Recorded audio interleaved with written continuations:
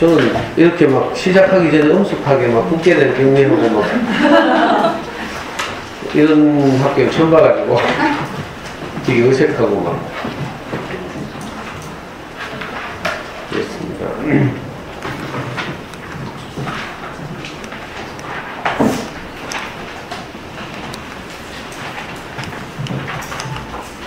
뭐 누르지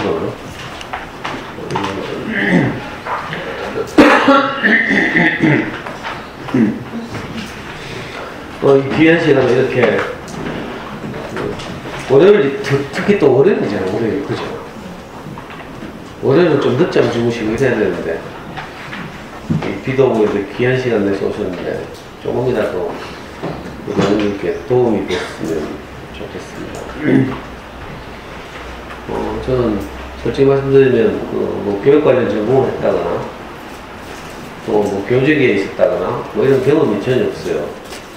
근데 어떻게 이렇게 팔자가 이상하게 보여가지고 요즘 매일 이 학기 초에 3, 4, 5, 6월 달에 매일 어머니들 만나고 있습니다. 왜 그런가 하면 사실은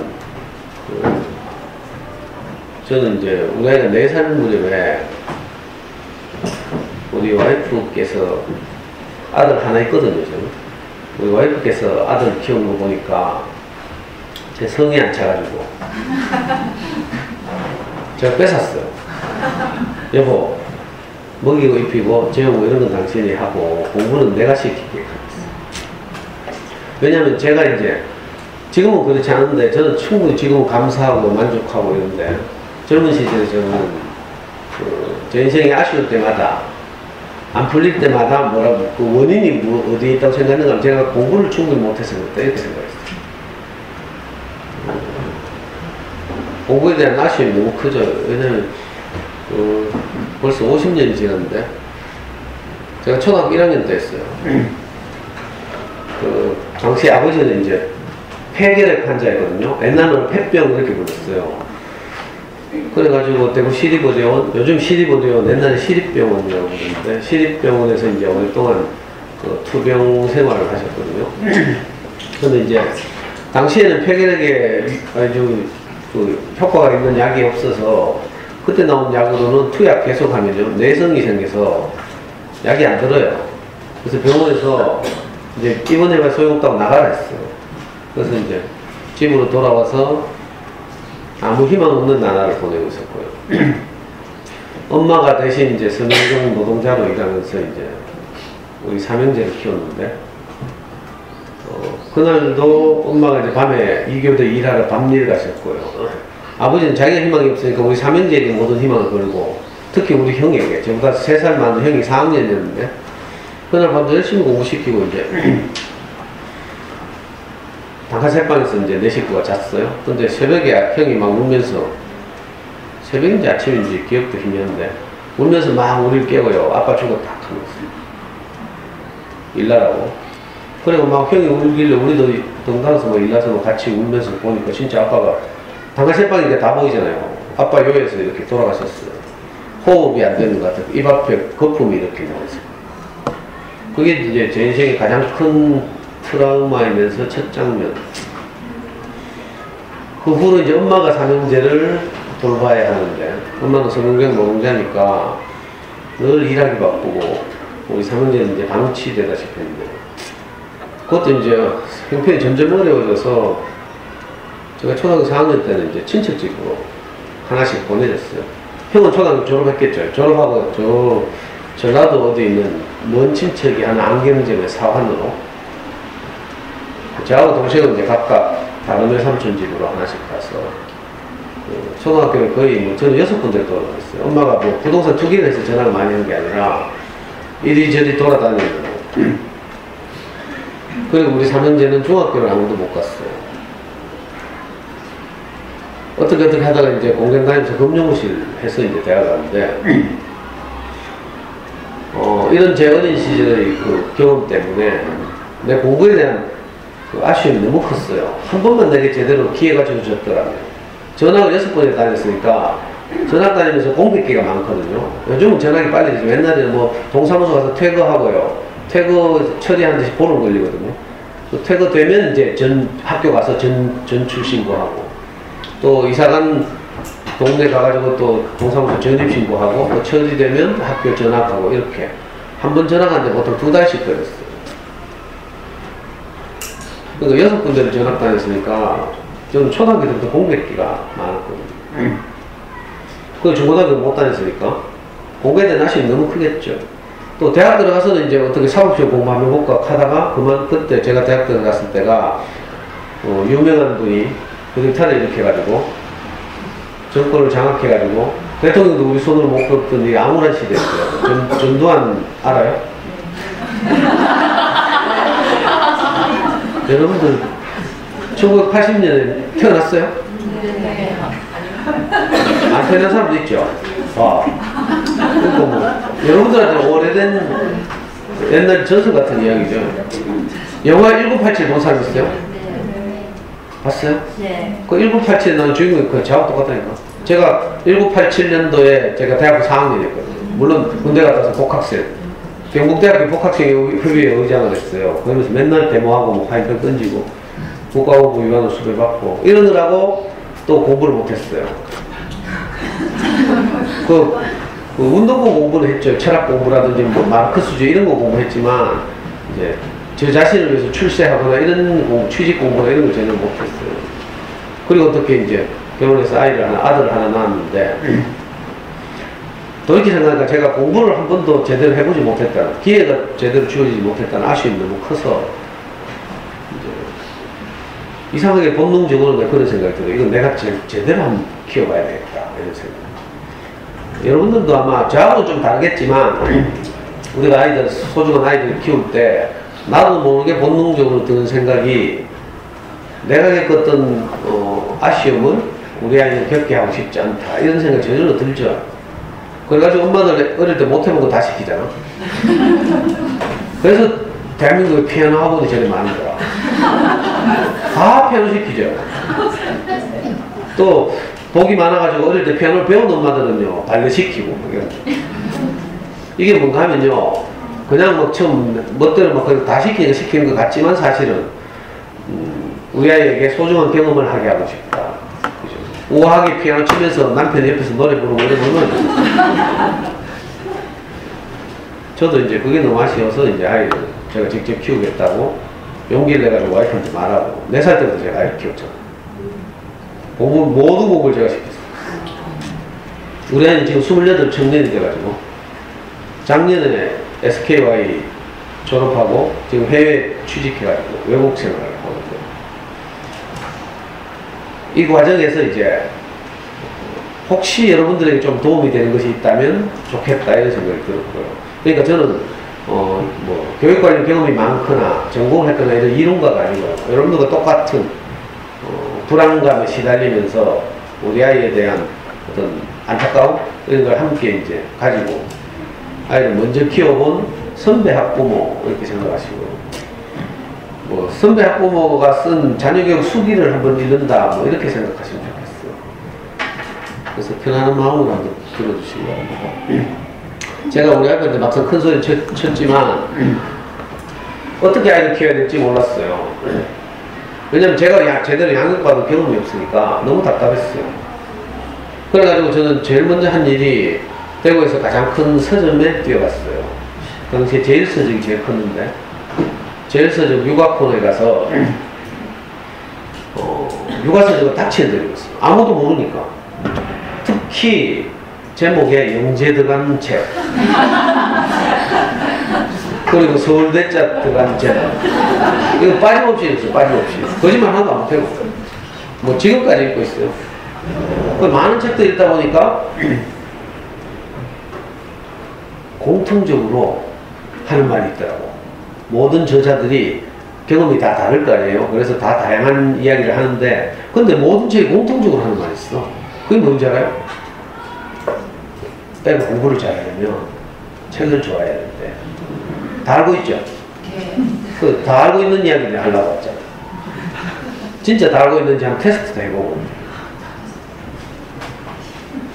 저는요 그때 처음 알았어요. 와 그래? 하면서 넌 IQ가 좋아야 되는 줄 알았더니 그게 아니고 책을 많이 읽어야 되는데 IQ가 좋아야 된다는 50년 전 사고방식.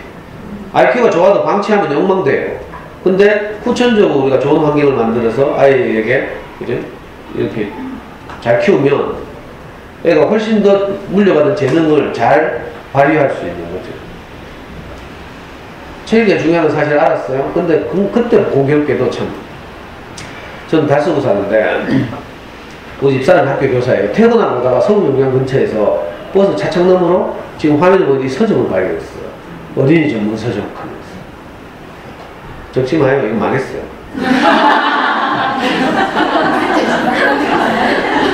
지금은 엄마들 어린이 전문 서점 하면 전부 전집 할인 매장밖에 모르죠. 요 칠곡에 뭐 개똥이네 이런 거 있죠. 제가 말하는 어린이 전문 서점 전집 할인 매장이 아니고요. 정말 잘 만들어진 세계적인 단행본 어린이 책을 전문적으로 취급하는 서점. 이게 대구에 그때 한 너댓 군데 있었고요. 전국적으로 한 80군데 있었어요. 지금은 그 대형 서점, 인터넷 서점들이 많이 들었었죠. 그 예스24, 알라딘, 인터파크 이런 인터넷 서점들이 많이 들었고 요즘은 도서점까지 하지만 초창기 인터넷 서점들은 막 할인 공세를 했어요. 그래서 동네 골목 서점 다 망했어요. 특히 어린이 서점은 그 인터넷 서점의 할인 공시에 플러스 동네 언니들의 교원 웅진 언니들의 명활약 덕분에 지금은 다 망하고 저 만촌동에 가면 조그만 어린이 서점 하나 딱 살아남았어요. 그것도 곧 망할 거야 아마. 근데 이 서점은 이제 대구에서 어린이 전문 서점으로서 가장 오래되고 이제 오래 버틴 서점 중에 하나인데 저 서점이 우리 와이프 끌고 가는 거라 저하고 애기를 4살 때 공교롭게도 비슷한 시기였어요. 그래서 제가 끌려갔는데 처음에는 가보니까 너무 좋은 책이 많은 거라 애가 좋아할 만한. 그래가지고요 그 다음부터 제가 직접 아이를 데리고 저 서점을 다녔어요. 일주일에 한 번씩. 거짓말 안 못해요. 우리 아이는 사교육 이런 거 하나도 안 받았거든요. 학습지도 안 하고요. 뭐 학원도 안 다니고 아무것도 안 했어요. 근데 일주일에 한 번씩 저 서점에 가서 책을 일주일에 한 10만원씩 샀어요. 10만원, 어떤 때 10만원 안 될 때인데 그때 그림책 한 건 5천, 6천원 이럴 때인데 지금은 12,000원씩이에요. 5,000원, 6,000원씩 하는데 가면 한 10권에서 15권을 꾸준히 사서 돌아와서 읽어주고 그죠? 다 읽고 나면 다음 주에 또 나가고. 그걸 언제까지 했는가 하면 우리 아이 중학교 2학년 때까지 4살 때부터 12년 했어.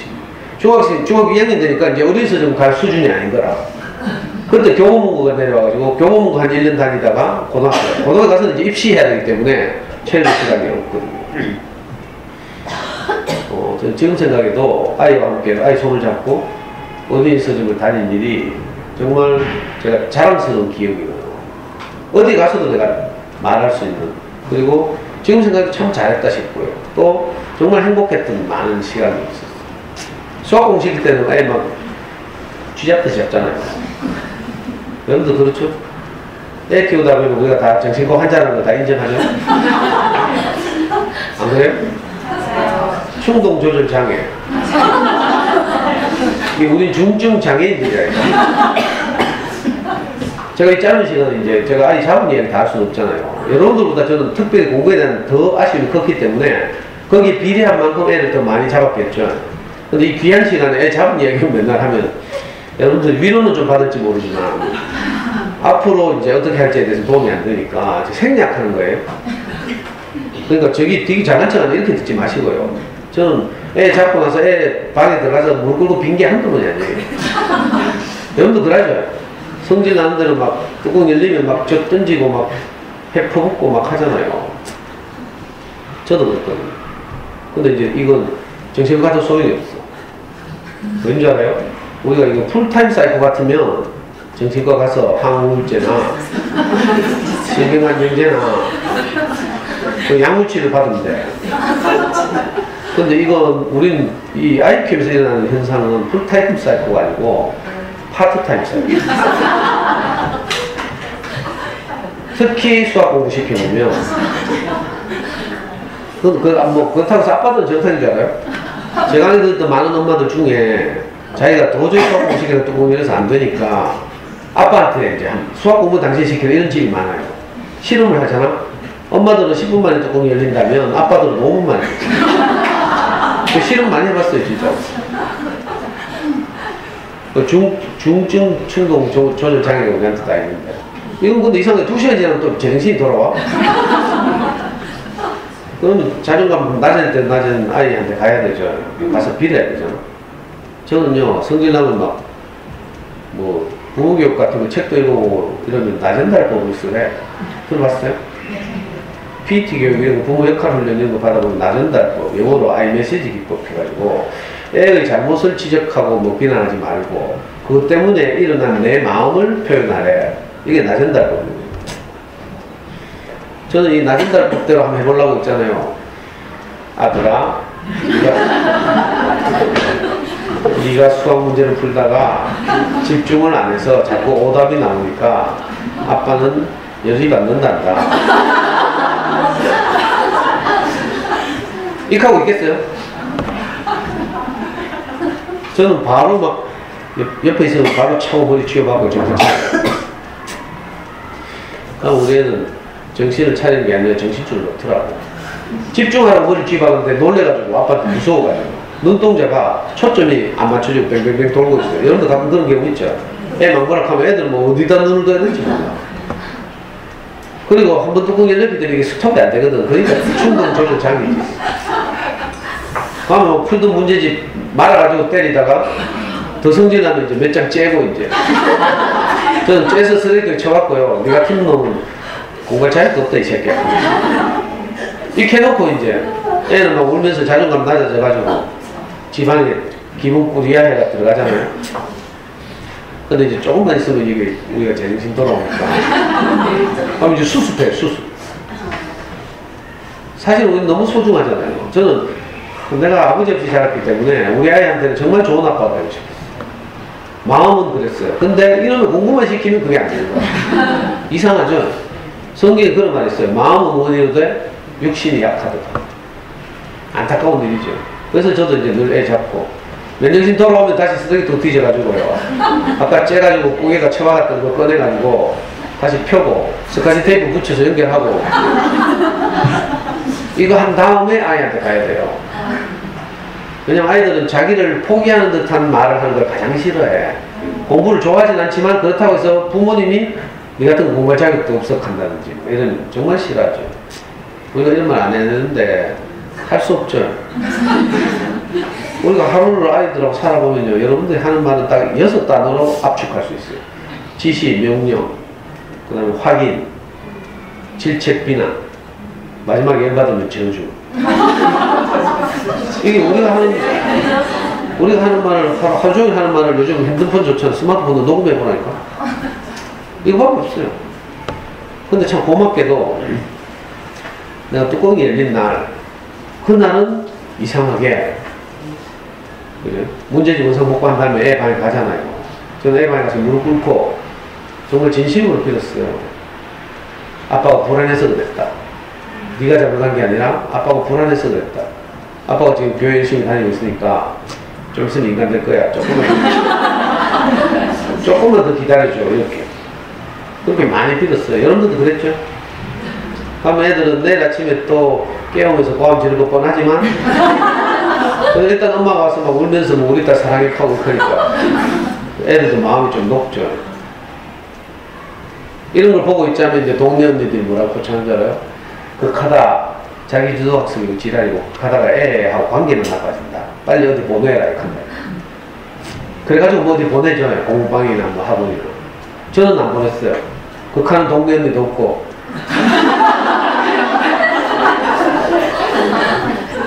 엄마들은 보니까 자녀교육할 때 정보를 얻는 방법이 아주 쉽대요.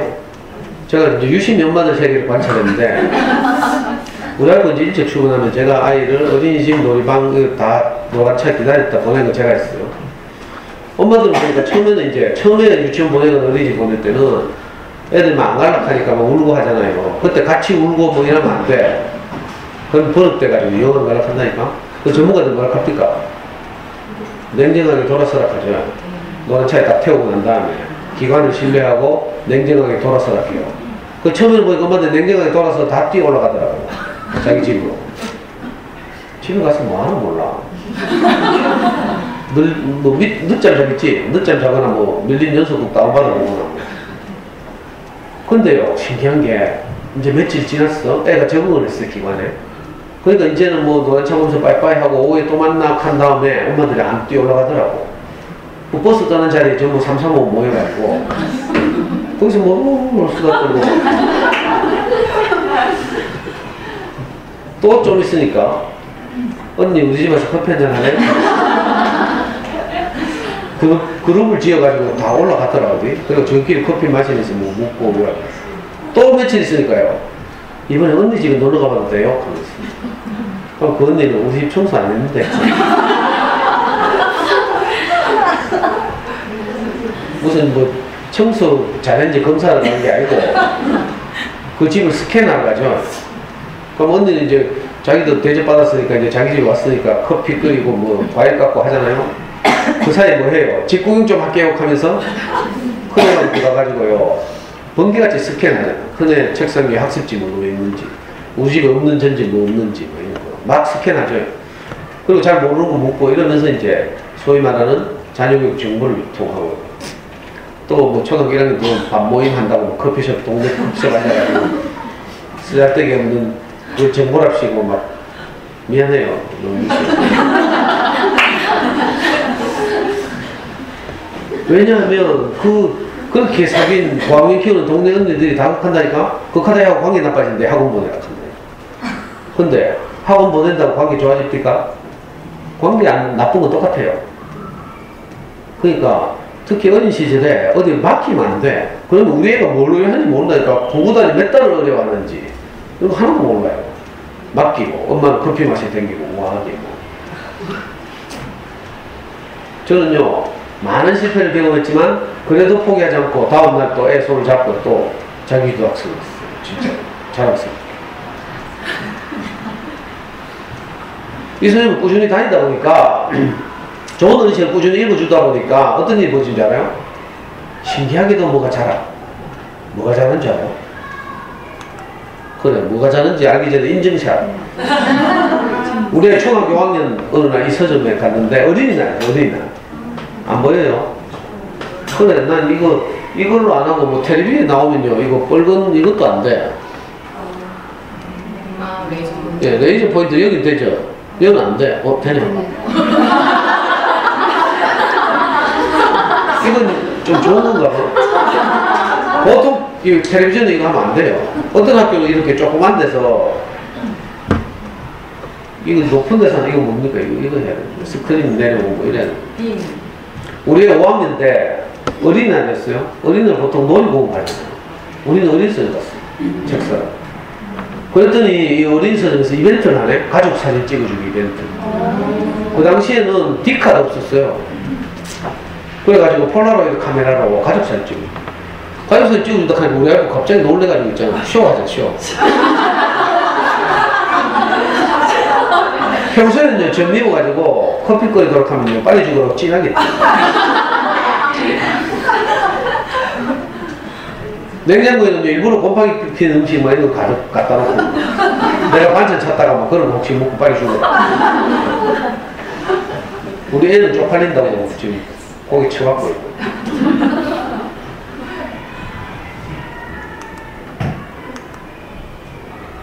그 이탈리아의 유명한 교육학자 마리아 몬테소리 여사가 한 어린이가 그 훌륭한 어른으로 자라려면 그게 세 가지 영역의 균형감 있는 발달이 필요하다고 합니다.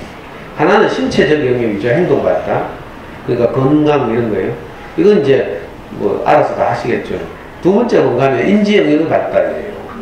학습에 필요한 요소들이 잘 자라는 거죠.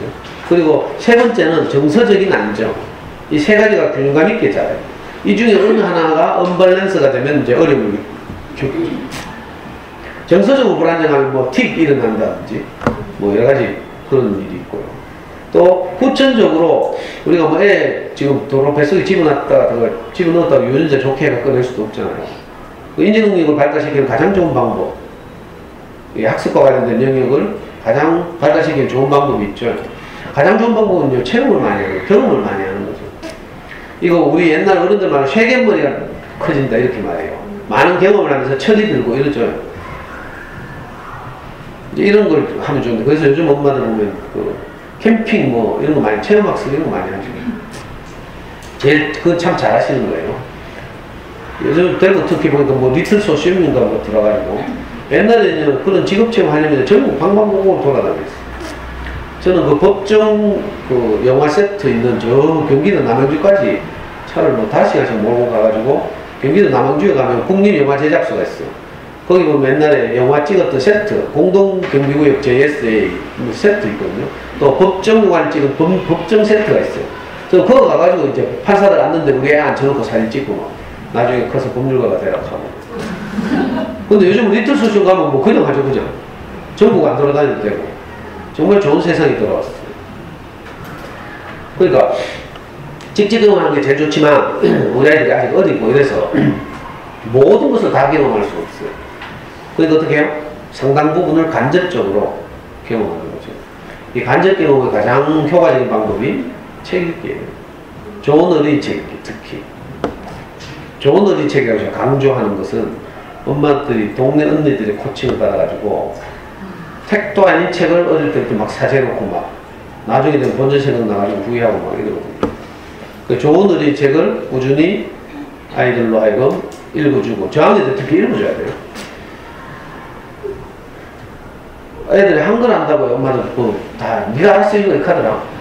엄마 사진도 해야 되고 바쁘고 동생도 키워야 되고 이러니까. 근데 이거 한글 아는 거하고 책 읽는 거 완전히 달라요. 여러분도 영어 알파벳 다 알잖아. 영어 책 주고 한번 읽어볼까요? 어떻게 했어요? 스트레스죠? 그렇다니까. 책을 읽는다는 것은요, 행간에 숨은 뜻, 저자의 의도, 뭐 배경, 뭐 이런 거 있죠. 그림, 이런 걸 고려하는 종합적인 활동인데, 그걸 이제 한글 겨우 깨우쳤다고 예를 들고 읽으라고 하면 무리예요, 무리. 그래서 엄마들이 저학년들 특히 많이 읽어주는 것이 좋다. 엄마들이 읽어주는 이야기를 많이 들은 아이들은 학교 와서 어른들이 하는, 선생님들이 하는 말을 잘 알아들어요. 많이 들어야 돼요. 그 좋은 책을 많이 읽어주다 보면 애들이 많이 읽고 경험하다 보면, 간접 경험을 하다 보면 이상하게 학습에 필요한 어떤 요소들이 잘 제일 중요한 게, 우리 뭐 어린 시절 교육의 가장 핵심적인 건 뭔가 하면 생각하는 힘을 길러주는 거죠. 이건 수학도 마찬가지고. 근데 이렇게 안 하죠. 생각하는 힘을 길러주는 것보다 뭐 해요? 단순 반복 훈련을 많이 시키려고. 지금 당장 성과를 내기 위해서 이렇게 하는 거예요. 그렇게 하면 안 되고요. 인지능력의 향상 왜 중요한가 하면, 이게 자녀교육은 단거리 경주가 아니거든요. 멀리 보고 해야 되는데. 이번에 동계올림픽 보니까 쇼트랙인가? 거기는 글자가 트랙이 짧잖아요. 그러니까 승부가 빨리 나. 그러니까 애들 막 달리면서 어떻게 해요? 옆에 밀어보고 막 손 갖다 대고 중심을 이렇게 만들고 얘가 막 퍼득 쓰러지고 막 난리 나죠. 쇼트랙이 그렇다니까. 근데 스피드 스케이팅 봐요. 서가지고 출발해요, 서가지고. 특히 이번에 그 뭐고 메스 스타트인가 뭐. 우리나라 이승훈 우승한 경기 알아요? 정재훈이 앞에서 다른 놈들 몸망에 맞고 막 짜가지고 개인적으로 둘이 짜가지고 그 나중에 이승훈이 5위, 6위 이런 데 딱 숨어가지고 달리다가 막판에 스퍼트 딱 해가지고 우승했죠.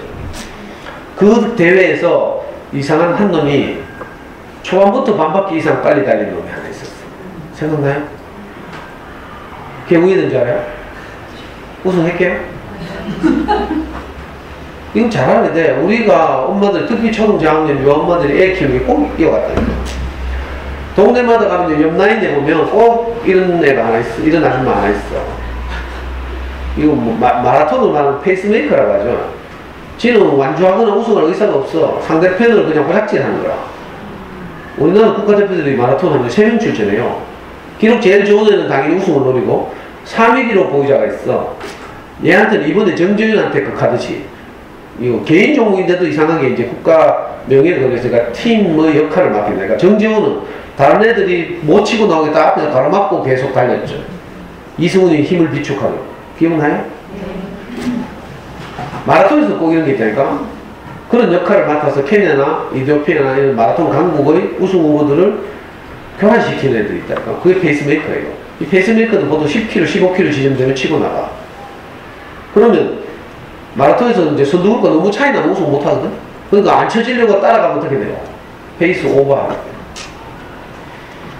원래 마라토너들은 35km 지점쯤을 스퍼트 지점으로 여겨요. 그 전에 뛰면 빨리 뛰면 안 돼. 나중에 지쳐가지고 걸어 올라가요. 언덕도 나타나고요. 뭐 맞바람도 불고 막 이러거든요. 우리 아이들 키우다 보면요. 사춘기라는 언덕, 뭐 오면 뭐 중이라는 뭐 맞바람 이런 것도 만난다니까. 이걸 모르면 이제 어릴 때 단거리 셔틀에 가듯이 단거리 경주하듯이 100m도요. 얼마나 우사인 볼트는 한 10발짝 뛰면 끝이야. 그래서 100m 출발부터 아주 중요하죠. 그래서 스타팅 블럭이라는 걸 제공해요. 발 구름판 있잖아. 발 디디고 딱 엎드렸다가 튀어나가죠.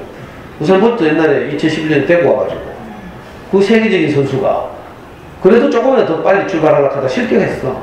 기억나요? 그렇다니까.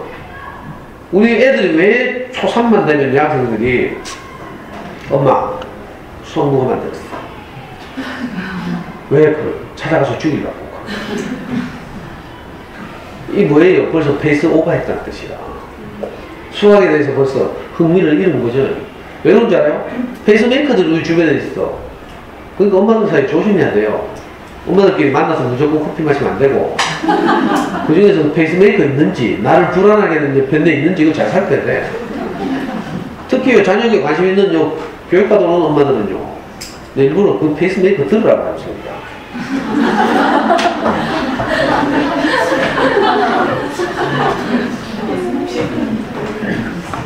아니 초딩 때 어떤 아줌마가 내보고 막 선생님 우리 애 올백 맞았어요 하더라고.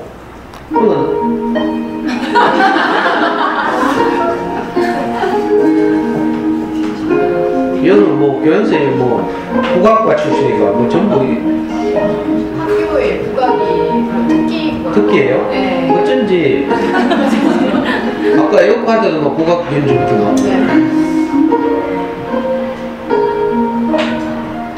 언제 끝나?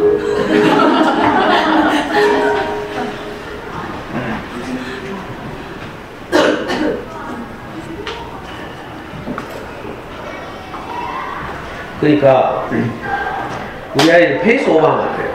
어떤 엄마가 어느 날 자기 올백 맞았대. 그래서 난 되게 잘했는가 싶어. 몇 과목이 됐으니까 2과목이 했대.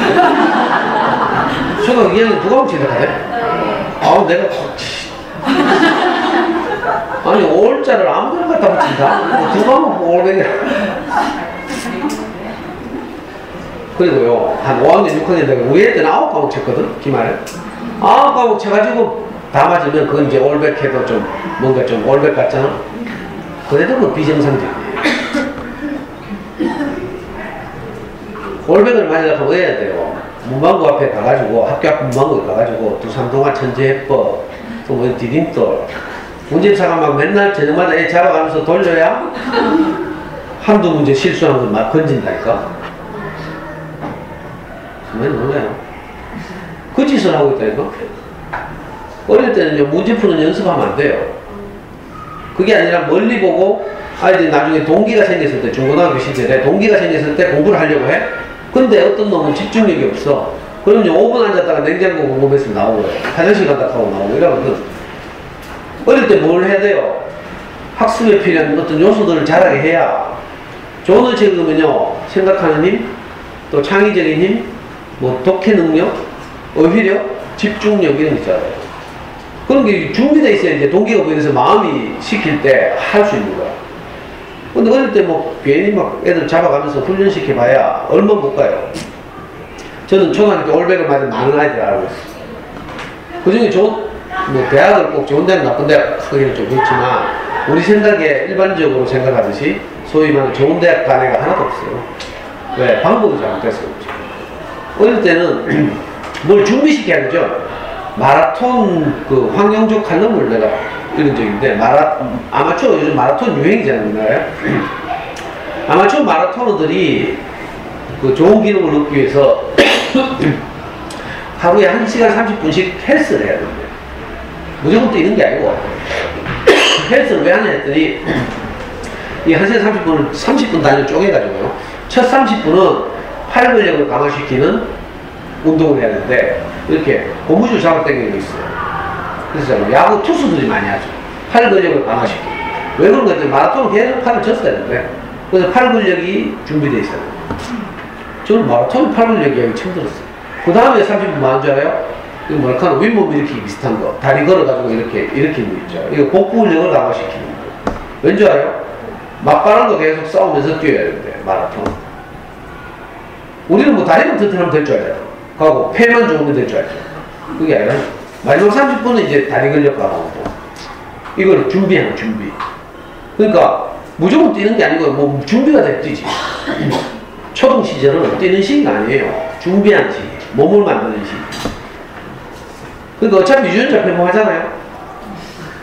그럼 어떻게 해요? 후천적으로 우리가 좋은 환경을 만들어서 아이들이 인지 능력이 잘 자랄 수 있도록. 제가 요즘 매일 돌아다녀가지고 지금 목이 완전 맛이 갔어요. 3월달부터 지금 계속. 여러분들 잘 모르죠? 제가 얼마나 인기가 강해요.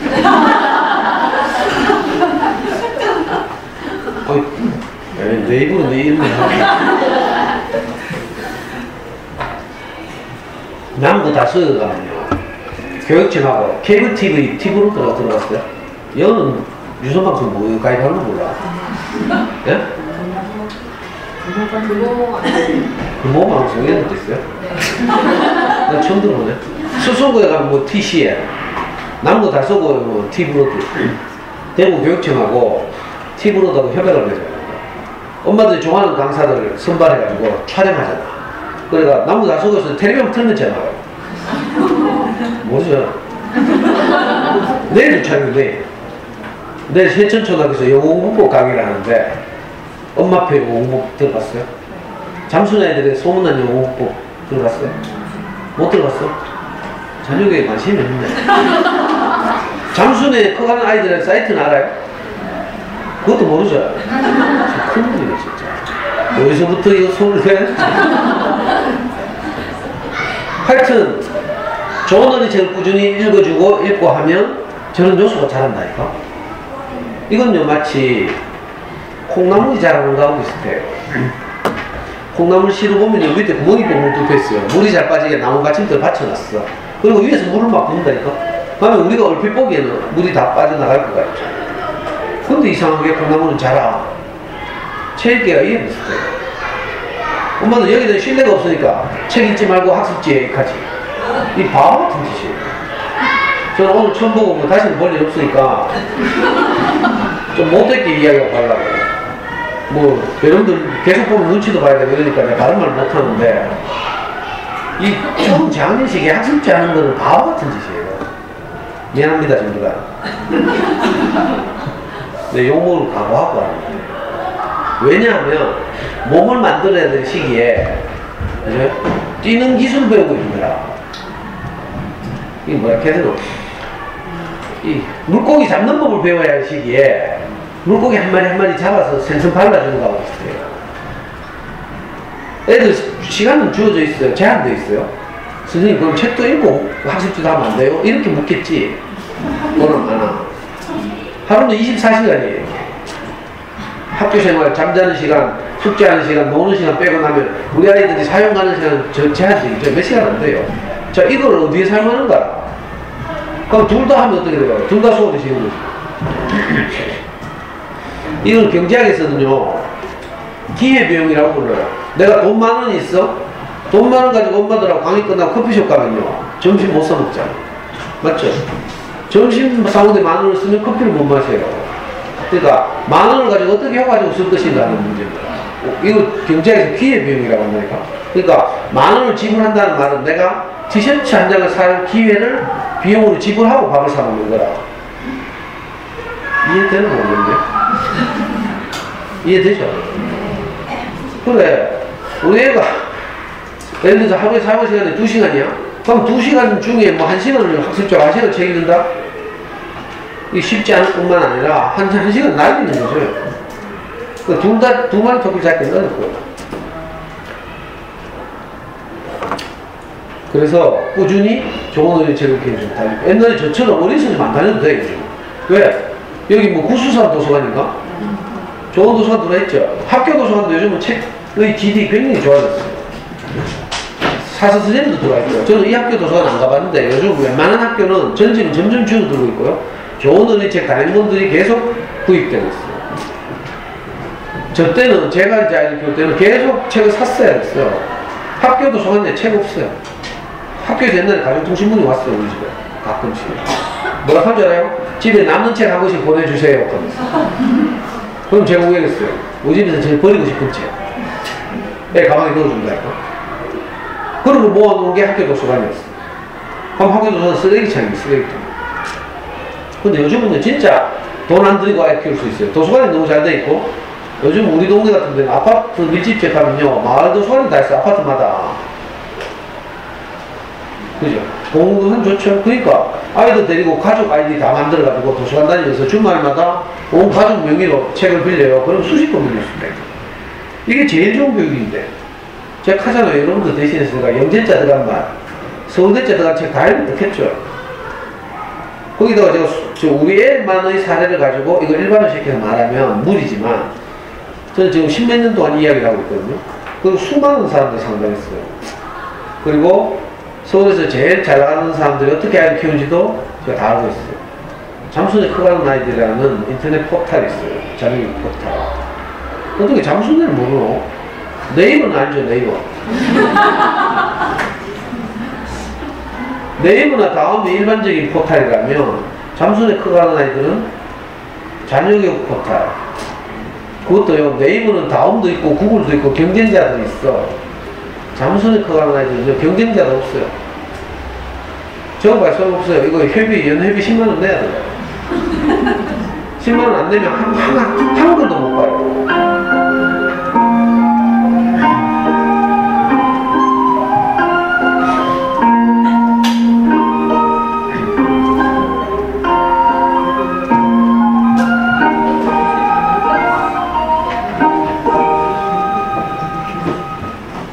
저는 그 잠수내 커가는 아이들이라는 사이트의 원조 회원이에요.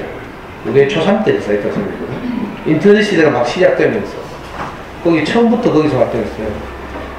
여러분들한테 뭐 억지로 내가 이런 말 하기가 좀 부끄럽지만 저는 전설적 회원이에요. 지금도 제대하면 잠수내 들어가서 검색하면요, 잠수내 전설 그리운 번님이 오늘 우리 학교에 강의하러 왔다 왔어요. 하면서 요즘 엄마들 막 글써 올린다. 이거 억지로 잘하니까. 아니 뭐 좀 알아보야 뭐. 송중기 모르는 애들한테 내가 송중기다 하는 거야.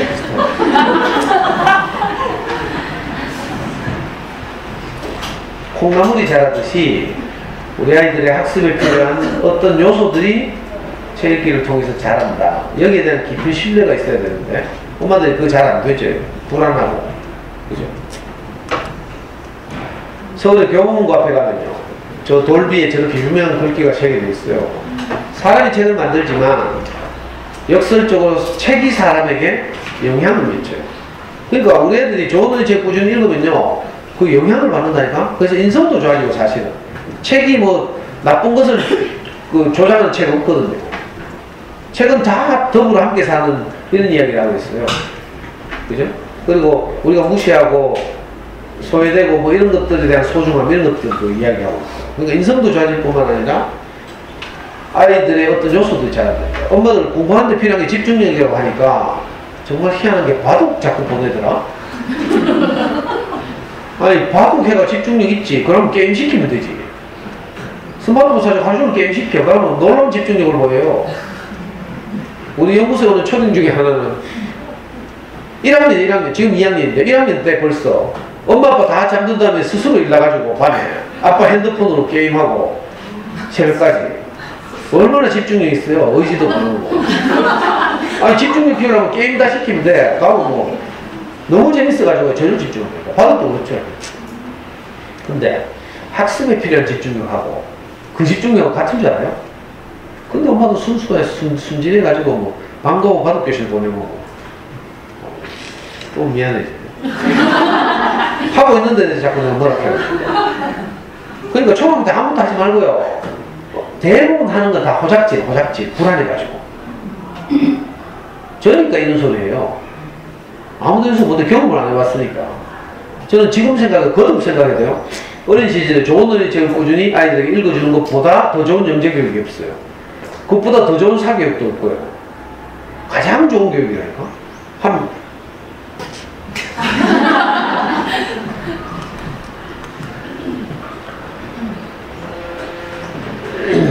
우리 아이 초등학교 6학년 때 그때 교육감님이 새로 부임했어요. 그리고 이 교육감님이 그 당시 대구 교육에서 가장 중요한 것을 창의력으로 잡았어요. 그래가지고 대구광역시 제1회 대구광역시 창의력 경진대회를 했어요. 우리 아이는 그 한 학년에 학급이 3개밖에 없는 남구에 있는 사교육 아무것도 없는 아주 촌스러운 학교 다녔거든. 그래서 100명 중에 그냥 쉽게 대표가 됐어요. 그때 대구시는 190개 학교에서 학교 대표들이 다 대구 교대에 모였어요. 그리고 대구 교대 교수님들이 출제하는 8문제를 해결하는 창의력 경진대회를 했어요. 근데 우리 애가 그 대회를 갔다 오더니 계속 발표를 기다리는 거야. 그래가지고 제가 애 상처받을까봐 기다리지 말라고 계속 말렸어요. 왜냐면 그 대회는 대구에서 제일 똑똑한 애들이 다 모였잖아요. 특히 경북대학교 영재교육원 가면 초등 고학년 수학과 영재들이 주말마다 교수들하고 모여가 사사과정 밟고 이랬어요. 지금도 있죠. 요즘은 또 이제 뭐 영재교육부는 국회를 통과해가지고 교육청 영재교육이라는 게 있어요. 여기는 무슨 교육청 산하고 서부교육청 60명 한 학년에, 남부 60명, 수성구 60명, 그리고 달성군 20명 이렇게, 그죠? 3, 6, 18, 200명을 뽑아가지고 영재교육 시키죠. 여기에 좀 못 들어간 애들을 위해서 또 큰 학교 같은 영재학급, 작은 학교는 몇 개 인근 학교들 모여서 영재학급 이런 거죠. 영재학급 엄마들 뭐 관심이 없지만, 그 이제 공식적인 영재교육은 그렇게 시작됐어요. 근데 이 당시에는 경북대학교 영재교육원 애들 제일 똑똑했는데, 그 애들 다 학교 대표 나왔다니까? 그때 나온 애 중에요. 진짜 대구에서 제일 똑똑한 애, 지금도 이름 내가 알아요. 야들이 28이 되는데. 그때 대구에서 제일 똑똑한 애들이 나왔어. 근데 우리가 발표를 기다리니까 내가 얼마나 걱정이 되겠어요. 부모 마음에.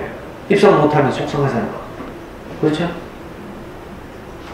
그래가지고 저는 아예 그런 경험 안 겪게 하려고 경시대 이런 데 한 번도 안 내보냈어요. 왜냐면 대회 같은 거 내보내려면 쪼아야 되거든. 반복 훈련을 시켜야 돼요.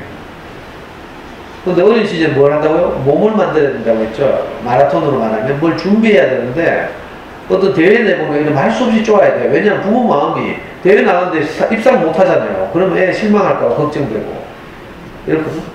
그러니까 그런 대회 응시하는 것 자체가 굉장히 위험한 짓이죠. 그래서 제가 우리 아들 설득했죠. 봐라, 너는 지금 학습지도 안 하고 사교육도 안 받고 아빠하고 지금 멀리 보고 공부하고 있지 않냐. 책 많이 읽고. 그러니까 너는 나중에 수능 칠 때, 대학 갈 때 전국 수석하면 된다. 지금 상황 봐도 된다. 내 이렇게 위로했어. 근데 우리 애는 이상하게 내 말을 무시하고 계속 발표를 기다리더라고. 지금 감이 좋았나 봐. 그때 수학 두 문제, 과학 두 문제, 수학 두 문제, 읽기 두 문제, 국어 두 문제, 또 사회 두 문제, 과학 두 문제 이런 거. 수학 문제 이야기 한번 줄까? 오늘 수학 시간이 아니라가지고. 내년에 또 불러주시면 제가 뭐, 엄마표, 사교육비를 현재 엄청나게 절약하는 엄마표 공부법. 세천초등학교 내일 촬영한다니까? 작년에 세천초등학교 불러가지고 제가 이 강의를 했거든요, 책 읽기. 그때는 엄마들 좋아가지고 내년에 또 불러달라고 해가지고. 원래는 영어 공부법. 내년에 부르면 수학 공부.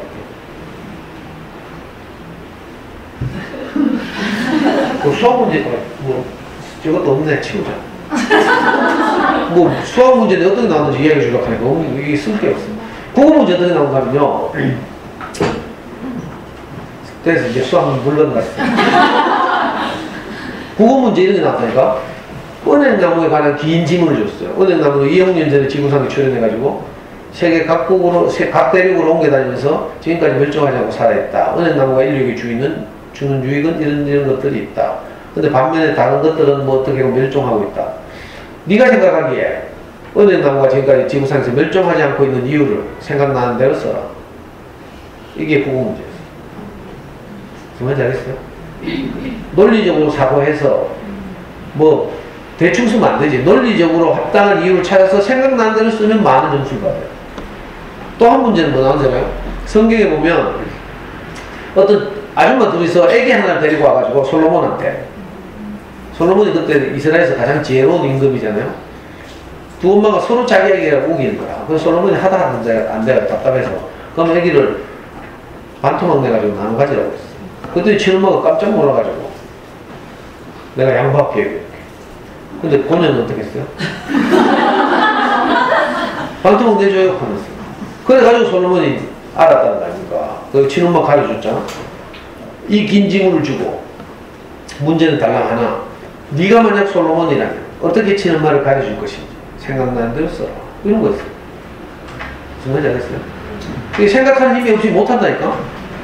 수학 문제는 기가 막힌 게 나오는데 초등학교 2학년에 나오는 지오보드라고 들어봤어요? 지오보드 뭐나? 뭐 대화가 안 되네. 문방구에 가면요 플라스틱 판이 있어. 네모는 판에 돌기가 이렇게 솟아있죠. 무슨 말인가? 에이 치우자. 답답해 죽겠네 진짜. 그래 이따 치고 통과. 그래가지고요 진짜 발표가 났지 않아. 우리 몇 등인 줄 알아요? 네? 1등 했으면 솔직히 말해서 내가 여기 안 있어요. 벌써 책 내고 내가 서울 가 있지. 우리 애기대에서 5등 했어. 1등 1명에게 금메달, 2등 3명에게 은메달, 5등부터 9등까지 동메달. 그 동메달 받았는데 초등학교 때 제가 이거 깜빡 잊고 있다가 어디 처박혀 있었는데 작년에 우리 애가 이제 외국에 취직해서 나갔어요.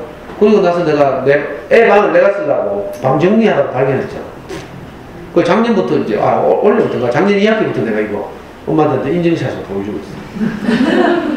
체육기를 꾸준히 하다 보니까 정말 날고 기는 아이들하고 경쟁해서도 뭐가 잘하고 있다는 걸 증명하는 거죠. 이것뿐만이 아니죠. 사실은 많은 흔적들이 있어요.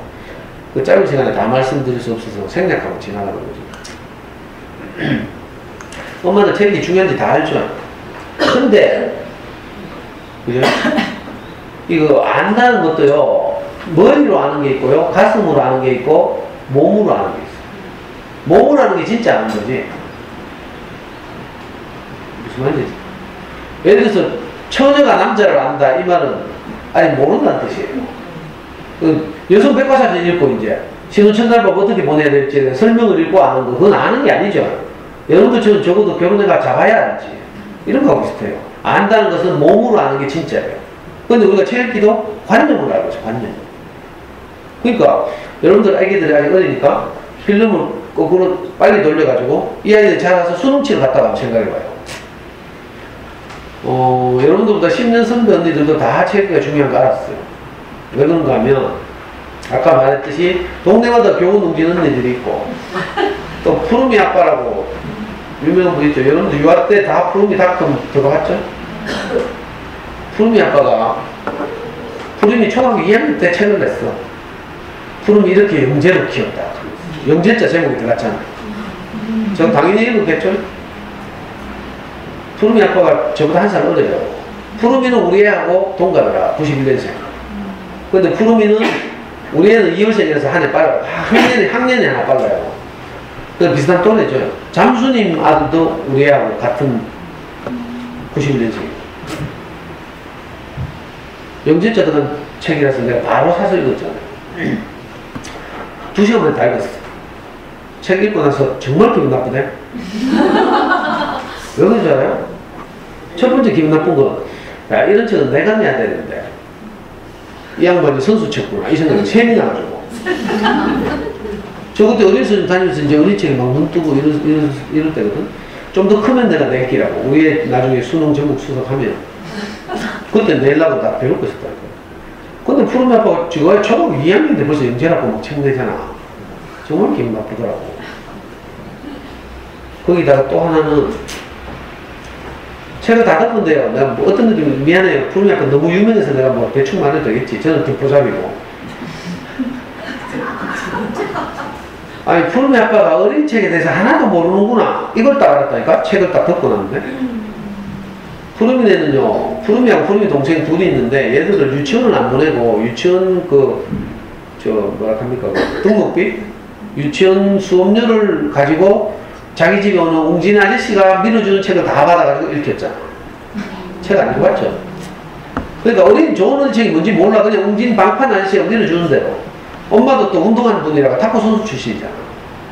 좋은 책은 잘 모른다니까. 그럼 웅진 책 열심히 읽어 영재됐다는 거예요. 초등학교 2학년 때 영재하는 게 말이 되는지 모르겠지만 하여튼 근데 책을 딱 듣고 난 소감이 그거였어. 아, 어린 책에 대해서 모르는구나. 근데 뭐 상업적으로 성공했죠. 유명해지고. 우리가 푸르미 닷컴 만들어가지고. 지금은 자체 전집도 막 만들고 막. 엄마들은, 어린 유아 엄마들은 그 종교처럼 걷어가 깐난 애기들 막 0시부터 2시까지 자유관찰, 뭐 2시부터 4시까지 세계문화 이런 거 안 읽으면 큰일 나는 것처럼 막. 그러니까 다 집집마다 적금 깨고 이래 전집 사재고. 근데요, 그렇게 큰 애들이 이상하게 학교 들어가면 책 안 읽는다니까. 유아기 때는 뭐 잘 때 되면 책 들고 가서 엄마 좀 읽어줘 하던 애들이 학교만 들어가면 책하고 빨빨이야. 그렇게 자라가지고 나중에 수능 치러 가잖아요. 국어 시간에 시간이 다 부족해. 다 해봤죠? 모른 척 하지 말고. 아, 수능 치러도 시간이 부족하잖아요. 한 교시에 30분 중에 시간이 남는 애는 하나도 없어요. 딱 빠듯하게 하는 애들이 한두 명 있어, 30명 중에. 그래서 오해만카는 마킹하고 과정은 수업의 뒷면에 정답 옮겨 적고 저녁에 같이 적고 이 정도 여유를 가진 애가 한 교실에 한두 명. 나머지는 다 시간 부족. 근데 이건 또 엎어놓고 자지도 못해. 우리만 그랬어. 지도 양심이 있지. 수학은 다 엎어놓고 자죠? 안 되니까. 근데 국어는 안 잔다니까. 끝까지 들어, 끝까지. 그것도 첫 교시잖아. 자기 인생이 가장 중요한 시험. 수능 시험. 그래서 7문제 막 8문제 막 남잖아. 그럼 찍어야 돼. 이상하죠? 어릴 때 다 그 아이들이 키운 엄마들은 다 책이 중요한 줄 알았어요. 근데 막상 보면 읽기 능력이 부족해서 시간이 안 된다니까. 이게 역서도 역서. 그러니까 여러분들이 뭐 아까 뭐 책 읽기 중요성 다 안다 하더라? 아는 게 아니에요. 그거. 이 아이들이 이제 필름을 끄고 돌려 고등학교 1학년 때 딱 내렸어요. 고등학교 1학년 때 내려면 입시해야 돼, 입시. 여러분들 다 해봤죠? 고등학교 가서 뭐 책 읽겠다, 그건 사치지, 사치. 원래 공부 포기한 애들이나 뭐 호밀밭에 봐서 군 개사고 뭐 성장 소설 읽고 있지. 데미안 개사고. 진짜 공부해가 명문대 가락한 애들은요, 책임 시간 없어요. 다 뭐해요? 수학의 정석 꺼내가지고. 여러분들은 공부 포기해가면 잘 모르는구나. 공부 좀 잘하는 애들은 다 수학의 정석 해요. 우리 애는 저 달서구에 있는 영남고등학교 나왔는데 1학년 딱 들어가서 야자를 7시부터 9시까지 하네? 그리고 공부 잘하는 애들 50명을 따로 뽑아가지고요, 심자를 시켜. 심야 자율학습 9시부터 11시까지. 이런 방에 하얀 페인트칠 해놓고 구호 하나 붙여놓고 성적 순으로 독서대를 하나씩 잡수고요. 우리가 가보더니 여기 정신병동 같다. 걔들이 9시 되면 다 이제 자기 교실에서 여기 와가지고 일제히 가방에서 책을 꺼내는데 뭐 꺼낸지 알아요? 50명이 다 수학의 정석 꺼내요. 고등학교 가면요, 입시를 해야 되는데 입시에서 고등학생들은 자기 공부 시간에 50%에서 60%를 수학 공부해요. 30%를 영어 공부하고 나머지 20%를 사탐, 과탐. 그러니까 국어 공부 따라할 시간 잘 없다니까. 이미 늦었죠. 이 아이들이 다시 중학교 때로 내려왔어. 중학교 때는 어떠한 줄 알아요? 애들이 말을 안 들어. 엄마들이 자녀교육에 관해서 아무리 하늘을 찌르는 정보가 있다 하더라도 문제는 애들이 뭐라고 하는 줄 알아요? 엄마, 내 인생 내가 알아서 할게. 해보면 끝이라니까. 애살인 엄마들은 거기서 다리 풀리잖아. 그 말 들으면. 처음 그 말 듣는 날, 애가 지방 문을 쾅 닫고 들어가면서 엄마는 막 잔소리하고 있는데, 엄마 내 인생 내가 알아서 할게! 하면서 막, 문 쾅 닫고 들어가면요. 닫힌 문을 사이에 두고 엄마들 다리 풀려가 스르르 주저앉는다니까. 연속극, 이런 거 보는 거. 연속극에 말 다리 풀리면서 문지방에 털썩 주저앉는. 이 집주마다 다고 집주마다. 뭐, 우리 집은 안 그럴 것 같죠? 한번 해봐. 이상하다니까. 저도 우리 중학교 때 열받아가지고 공부하길래 내가 애 패려고 하다가 시끄럽잖아. 이 새끼가 내가 온 힘을 다해서 확 집어넣는데요. 이 분명히 애 머리통에 내 팔이 뭐 손이 도달해야 되는데 뭐 가다 턱 걸려. 나중에 또 보니까 애가 왼손이 내 팔 보고 딱 잡고 있더라고. 네가 지금 하면서 또 나머지 팔로 확 쥐박으려고 하니까 이번엔 오른팔이 이겼다고 하면서 네가 지금 아빠한테 덤비라 하면서 안 놓나 하면서 막 팔을 빼려고 하니까 애가요 LA 경찰이 범인 제압하듯이 저를 벽으로 밀어붙여가지고 그럼 중학교 되면 이미 늦었다니까. 근데 정말 내 살에 있는 저 수성고마다 왜 하는 줄 알아요? 핸드폰 요금 안 내준대 하면서 물리적으로 이제 안 되는 시기거든. 그러니까 핸드폰 요금 가지고 협상한다니까. 그래가지고 뒷골목에 있는 국어논술 전문학원 이런 데입니다. 단과하고. 근데 보내면 한 달에 한 번이라도 있겠지 하고 보내거든. 안 돼. 근데 가서 멍 때리는 기술 배워요. 학원 전기세 내주고 이러잖아. 이게 남 이야기가 아니라니까. 자, 초등 고학년도 다시 내렸어요. 초등 고학년 때 그래도 엄마들 충동 조절 장애 일으키고 이러면 좀 많이 듣지 또. 그러니까 정말 겁나가지고 책 읽으라 하면 뭐 읽는 신용 하잖아. 근데 초등 고학년들이 들고 있는 대부분의 책이 Y. 만화책. 학습만. 학습만은요, 아까 말한 뭘 잘하게 하는데 아무 도움이 안 돼. 학습만은 지식을 습득하는 데는 도움이 돼요. 무슨 말인지 아시죠? 내용 파악 빠르고 막 비속어와 익사선 그림이나 이런 걸 통해서 내용 파악이 빠르게 만들어. 그래서 생각하는 힘이 자랄 겨를이 없어요. 근데 글줄체는 어때요? 이 아주 불친절하거든? 읽으면서 독자가 행간의 숨은 뜻도 파악해야 되고 저자의 의도 뭐 이런 거 그림도 자세히 살펴봐야 되고 시대적 배경감 생각해야 되고 또 내경과 오버랩 되면 또 책 덮고 또 회상이 빠지기도 하고 이러죠. 이런 종합적인 작용을 통해서 생각하는 힘이 자라고. 근데 만화책 들고 있으면 뭐 생각 안 해도 돼. 익사선 그림 보면서 막 낄낄거리다 보면 내용 파악 다 돼. 요즘 막 텔레비에서 역사 뭐 설민석이 좀 뜨니까 뭐 또 만화책 막 나온다. 약간 역사 만화. 그죠? 그런 거 다 그런 식이라 역사적 지식을 단편적으로 습득하는 데 도움이 되지만 그렇게 하면 안 되고요. 역사가 시대적 배경으로 깔려있는 동화책 이런 걸 읽어야 되죠. 그 중에 가장 유명한 책이 있어요. 책과 논의는 집, 고학년용 단행본 아주 유명한 책이 있어요. 이거 보면 우리나라 이주시대 말에 천주교가 한국에 도입되던 때, 조선에 도입되던 때, 천주교 박해 뭐 이런 것과 관련된 시대적 배경이 깔려있어요. 이런 책들 읽어서 역사에 대한 호기심을 불러일으켜야 돼요. 그게 아니라 몇 년도에 뭐, 세종대왕이 뭐 훈민정음을 창제했고, 몇 년도에 임진왜란이 일어났고, 이건 아주 유치찬란한 거지. 그렇게 하면 안 되거든요. 근데 이제 막 와인만 들고 있고 이런 엄마들 불안하죠? 그런 엄마들 뭐예요? 전부 다 뭐 한우리 독서논술 보내고 주니어 플라톤 보내고 아니면 웅진 북클럽 보내고 저학년에 오니까 뭐 이상한 거 있더라. 책나무 캐사코 뭐 동네마다 다 있대. 근데 일부러 책나무 있는 건물에 들어가서 살펴보니까 어떤 책 꽂혀있는가. 아이고 내 기가 막혀. 또 싸기는 오마상 싸대. 엄마들 왜 보내놓고 하니까 그냥 시간 때우러 보낸대. 이 학원에서 저 학원 갈 때 시간 남으니까 책나무 가서 좀 놀다 가라고 못 보낸다 해서. 저 학년 되면 뭐 그런 데 보내거나 아니면 웅진 싱크빅 국어, 뭐 장원 한자 이런 거 하고 있죠. 진짜 쓸데없는 짓 하고 있대. 내가 진짜 내 영생은 내 조카 같은 거 막 바로 차가지고 정신 안 차리려고 하고 있어. 도서관에 다니라고 하고 이렇게 가르치는데 어린 시절에 학습지를 하는 거예요. 문제 푸는 스킬을 배우는 건데 제가 뭐 늘 말씀드린 건데 문제 푸는 스킬, 학습지를 하는 건 문제를 푸는 것은요 아이들의 실력을 향상시키는 것이 아니고 있는 실력을 확인하는 용도예요. 뭔지 알아요?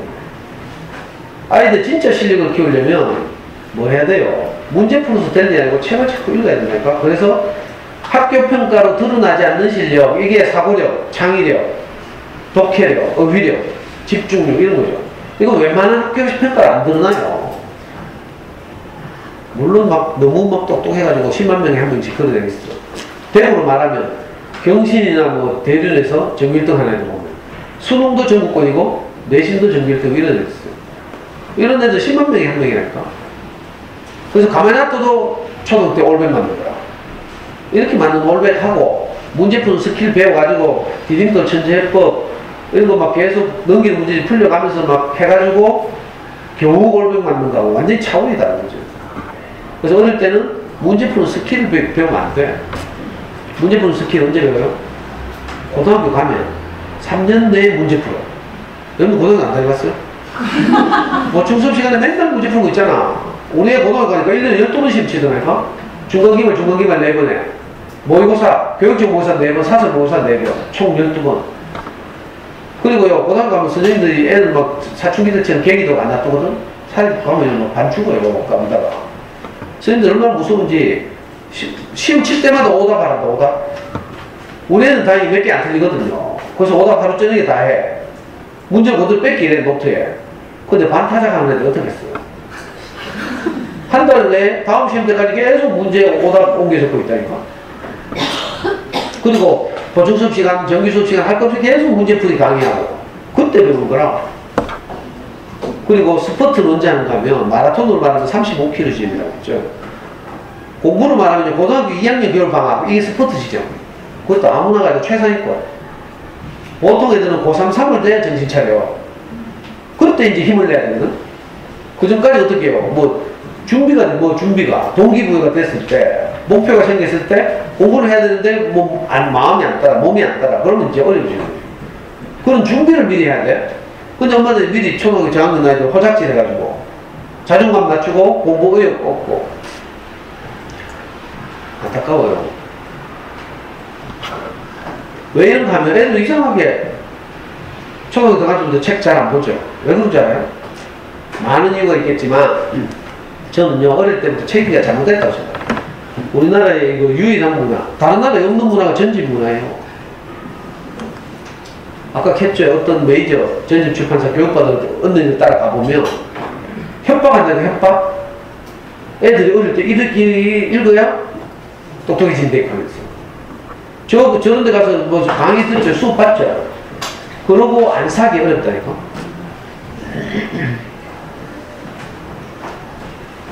근본적으로 안타까운 게 뭔가 하면요. 시대가 바뀌었는데도 불구하고 아직도 지식 중심의 체험기를 하고 있어. 전집하고 다 지식. 지식 중심의 체험기를 하면 책의 맛을 몰라. 그리고 시대는 바뀌어가지고 요즘 지식은 네이버 물어보면 다 가르치죠. 옛날에는 개인이 많은 걸 암기하고 있어야 됐어요. 그럼 천재라 했어. 지금은요, 지식 네이버에 다 가르치는 거예요. 네이버로 안 되면 구글 검색하고 이러면 되죠. 그러니까 지금은 제공되는 지식은 공평하게 제공되고요. 이 지식을 바탕으로 새로운 생각을 해내는 능력, 이런 게 중요하죠. 아까 우리의 창의력 경기대 했다 했잖아요. 벌써 그게 언젠가면 그게 13살 때니까 또 15년 전이에요. 이미 15년 전에도 그런 게 났어요. 지식을 제공하고 지문을 통해 지식을 주고 거기서 논리적 추론을 하라는 거라, 생각해보라는 거라. 이런 평가가 벌써 15년 전에 있었다니까. 그거 지금 어떻게 했어요? 지식은 공평하게 다 공개되어 있고 이 지식을 바탕으로 새로운 내용을 그죠? 만들어내는 능력, 이런 게 중요해요. 근데 전집 읽기는 전부 지식 중심이거든요. 가끔씩 명작동학 개사고 있지만 그것도 아주 조잡하고. 세계 문화? 여기 보시면 이거 내가 지는 게 아니에요. 이거 진짜 메이저 전집 출판사들의 엄마들 불러다 교육하는 내용을 그대로 주는 거라. 여기 보시면 이세의 뭐 세계 명작을 읽는다 하잖아요. 아, 이세가 무슨 세계 명작을 읽어? 말이 돼요 이거? 어느 나라 세계 명작이 이세를 겨냥한 명작이 어디 있어요? 전부 사춘기 청소년들을 위한 책이라. 그런데 이걸 어떻게 해요? 상업적으로? 책의 재미나 감동은 다 제거하고요. 뭐만 남아요? 줄거리만 남아요. 줄거리. 주인공이 앙상한 스토리. 뼈다귀만 앙상한 이런 그죠? 책을 만들고 그것도 친절하게 성우가 더빙까지 해줘. 그래가지고 엄마도 바쁘니까 설거지 할 동안 읽으라 하면서 틀어놓고 있다. 이 제정신이 아니야 지금 또. 애들 키우는 게 무슨 양계장이 다 키우는 것처럼 생각한다. 양계장 가면요 진짜 근데 가봤어. 양계장 가보니까 닭이 일생 동안 낳을 알이 정해져 있대. 그 양계장은 어떻게 하는지 알아요? 불을 켜놓고 24시간 신나는 음악 틀어. 그럼 닭들은요 밤인지 낮인지 모르고 막 계속 알 낳고 있잖아. 빨리 통닭집으로 넘어간다니까. 우리가 애 키우는 게 책 읽어주는 이런 거죠. 며칠 전에도 어떤 엄마가 강의 끝나고 나서 저한테 조심스럽게 와가지고 엄마 니 뚱이 나는 거 같아. 좀 나이가 좀 들어 보이고 이 엄마 저한테 한 말이 세이펜을 읽어줘도 돼요? 이따가. 그래서 지금 영어 동화책인가 저거? 아니 영어 동화책이 우리가 영어가 딸리니까 세이펜 지랄이든 한다고 쳐. 우리말 책은 내가 참 기가 막혔어. 이래 주식주의 책이 하다 보면 재미가 없어. 책이 맛은 몰라. 아니 책을 읽고 감동을 받거나요. 아니면 정말 재밌었거나 이래야 되거든. 어떤 애들은요 책 읽다가 엄마 나 이 책 못 읽겠어. 왜? 그러니까 너무 짠해서 읽게. 이게 너무 슬프다는 뜻이에요. 감동을 받았다는 뜻이에요. 우리말 어른들 말로 하면. 그래서 이거 자기 감당이 안 되니까 이 책 못 읽겠다고. 얘는 책의 맛을 안 거예요. 짠한 줄 알잖아. 무슨 말인지 알겠어요? 아니면 외국 동화책처럼 아주 신나거나 찰리와 초콜릿 공장, 마틸다 이런 거 보면 정말 신나거든요. 그러니까 책은 둘 중에 하나 재밌거나 감동적이거나 이런 맛을 봐야 되지. 그리고 간접 경험이니까 내가 다 겪지 못했더라도 다른 아이들이 겪은 경험, 이런 자기 이야기 이런 거야 애들이 좋아하죠. 옛날에 엄마들이 작년인가 재작년에 태양의 후예 본다고 난리 났죠. 시청률도 40% 50% 보는 거. 왜 그렇게 좋아하겠어요? 지가 송혜교인 줄 알고. 이거 뭐 전문적 용어로 동일시라고 하죠. 동일시. 엄마들이 왜 연속극 좋아하는 거야? 연속극의 주인공은 내가 동일시 되기 때문에. 그러면 이제 재미있어서 몰입하는 거죠. 우리 그림책도 마찬가지고 우리 애들 책도 자기 이야기 같아야 몰입한다니까요. 요즘 보면 애들 정말 좋아하는 책, 우리나라 책 중에 지원이와 벵가리 시리즈가 있어요. 초등 저학년도 있는 책 중에. 왜 그런지 알아요? 지원이와 벵가리가 지하고 똑같거든. 지원이와 벵가리가 자전거 배우고 지하철 타고 뭐 집안 청소하고 이런 이야기를 해요. 그러니까 좋아하는 거야. 그런데 지식 이야기는 자기가 아니죠. 그건 재미없어요. 저는 진짜로 제가 어느 날 어린 서점에 어떤 꼬마가 책을 또 사러 갔어. 이 단골인데 초등학교 3학년 남자아이였어. 학교도 생각해. 저기 다소구 제일 끝에 화원 넘어가는 데 보면 대진초등학교였어. 그 3학년 아이였는데 어느 날 어린 서점에 책을 사러 갔어. 근데 이상하게 지금 엄마가 하는데 얘가 읽고 있던 책이 10쪽 남았는데 그걸 책날개를 접어가지고 안 읽고 또 책 사러 왔다는 거야. 그 지금만 이해가 안 된대. 그래가지고 저한테 가더라고. 그래서 제가 애한테 직접 물어봤지. 너는 왜 이거 덜 읽고 또 사러 왔나 하니까 애 하는 말이 뭐잖아요? 책이 끝날까봐 너무 아쉬웠어요. 너무 재밌는데 10페이지 이제 더 읽으면 끝나니까 그게 아쉬워서 보류하는 거야. 얘는 책의 맛을 안 알죠. 남자아이인데. 그 아이가 잘 자라가지고 그 시골 총구석에서 수성구도 알고 다소구 제일 끝에 있는 대진초등학교 대진중학교 갔어. 나중에 대구 가고 지금 카이스트 4학년. 얘가 어디서 다니면서 산 모든 책을 우리 연구소에 기증하고 카이스트 갔어. 신기하죠? 이런 남자인데도 책의 맛을 안 거라. 그러니까 책 읽기의 핵심은 뭐예요? 자기 이야기를 해야 돼요. 자기를 다룬 이야기. 연속극을 엄마들이 좋아하듯이. 옛날에 태양이 여기 한참 유행할 때요. 진짜 내가 모르는 사람인데 긴 카톡이 왔어. 카톡의 내용이 뭔지 알아요? 엄마들이 수목, 그때 태양이 후인가 그 수목 드라마 있거든? 10시부터 11시까지. 카톡의 주요 내용은 이거였어요. 엄마들이 본방사수를 하려고 9시부터 예민해져 있으니까 대한민국 모든 아빠들은 9시 전에 저녁을 해결하고 집에 들어가거든 안방에 짱 박혀서 절대 텔레비 보는데 거실로 나오면 안 된다. 뭐 이런 취지였어요. 웃자고 보냈겠지. 근데 제일 마지막에 또 한 줄이 더 있어. 뭔지 알아요? 본방이 끝났다가 바로 태어나면 안 된다. 이게 아주 중요하다. 왠지 알아요? 엄마들이 아직도 송중기의 잔영이 머릿속에 떠올라 있기 때문에 뭐 바로 끝났다고 거실로 튀어나가 텔레비 앞에서 뭐 송중기가 좋아 내가 좋아 이렇게 해서 하면 그건 사육감이다. 사육감. 이게 자기 이야기 같아가지고 이렇게 좋아한다. 제가 어떤 집에 가서 촬영해 왔어. 근데 엄마들은 여기 지금 화면이 작아서 안 보이죠? 여기 스크린에 띄우면요 엄마들 귀신같이 하더라. 야 저건 우리 집에 있고 저건 우리 집에 없고. 그하고 많은 엄마들이 말하잖아요. 선생님 언제 우리 집 사진 찍었어요? 이래가지고 막 도배 놓잖아. 도배. 또 유심히 보시, 지금 뭐, 의식을 했는데. 저짓 하지 말고 내가 하는 건데. 적금 깨가면서 막 사요. 저는요, 지금도 이해가 안 되는 게, 엄마들이 애들 옷 살 때 100번씩 안 사거든. 왜 안 사요? 애들 금방 자라니까. 근데 육체보다 훨씬 중요한 게 정신이거든. 애들 트라우마 생기면 평생 간다니까?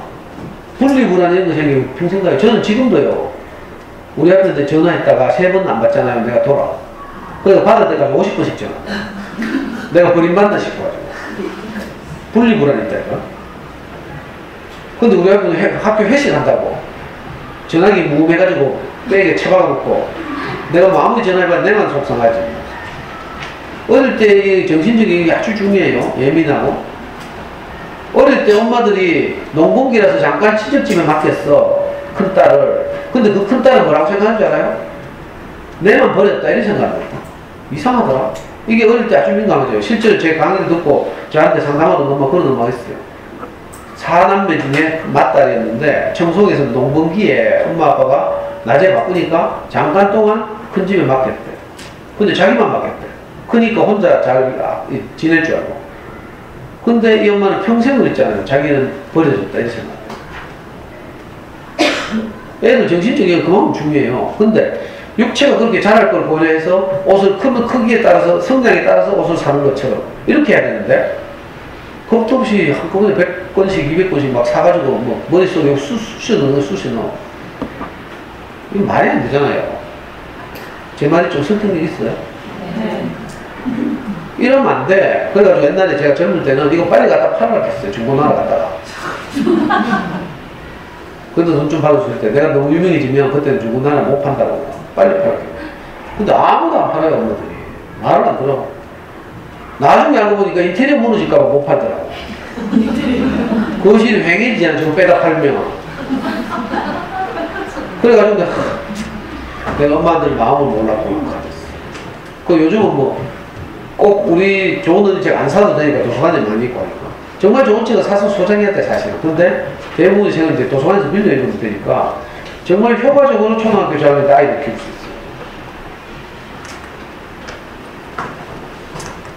있어요. 시간이 없어서 가야 되겠네. 시계 없어.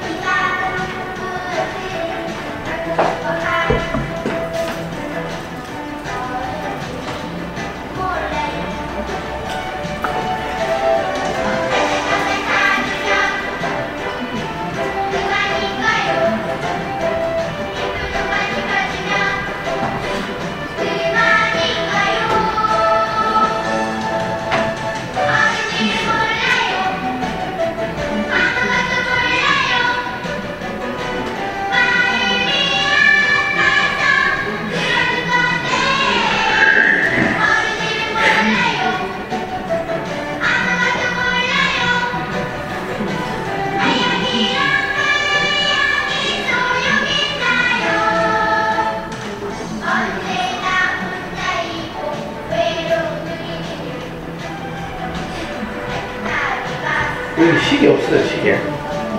시간이 있어야 내가 언제 맞췄지.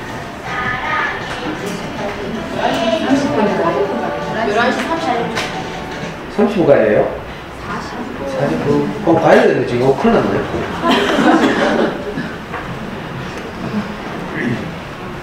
방금 이 동영상 봤죠? 저 유튜브에서 깜짝 놀랐어요. 어떻게 애들 마음을 저렇게 잘 표현했는지 싶어서 엄마들한테 보여주려고 제가 일부러 PPT 넣었는데 엄마들이 다 알고 있더라고요. 자, 아까 인지능력의 향상 이야기했잖아요. 마리아 몬테소리가 자, 인지능력의 향상이 중요하다고 말했어요. 근데 딱 하나가 뭐라고요? 정서 영역이죠. 너무 공부 그러니까 인지 영역의 향상에만 초점을 맞추다 보면 우리도 모르게 애하고 싸우게 되죠. 맨날 잡고 불안해지고. 저도요, 내 공부가 너무 아쉬웠기 때문에 우리한테 어찌하든지 공부를 잘 시키려고 바둥바둥 거렸거든요. 사실은 내 마음 깊숙한 곳에는 아이가 너무 소중했거든요.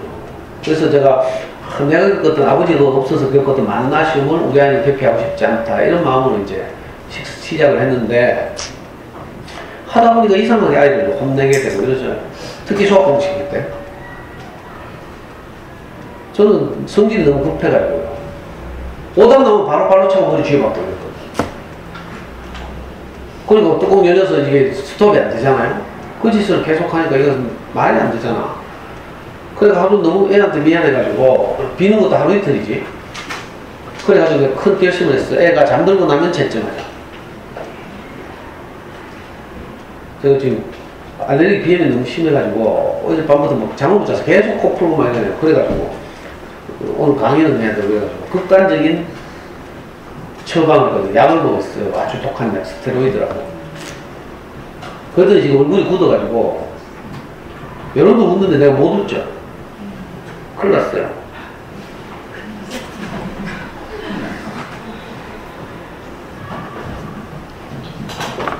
그래, 우리가 수학 공식일 때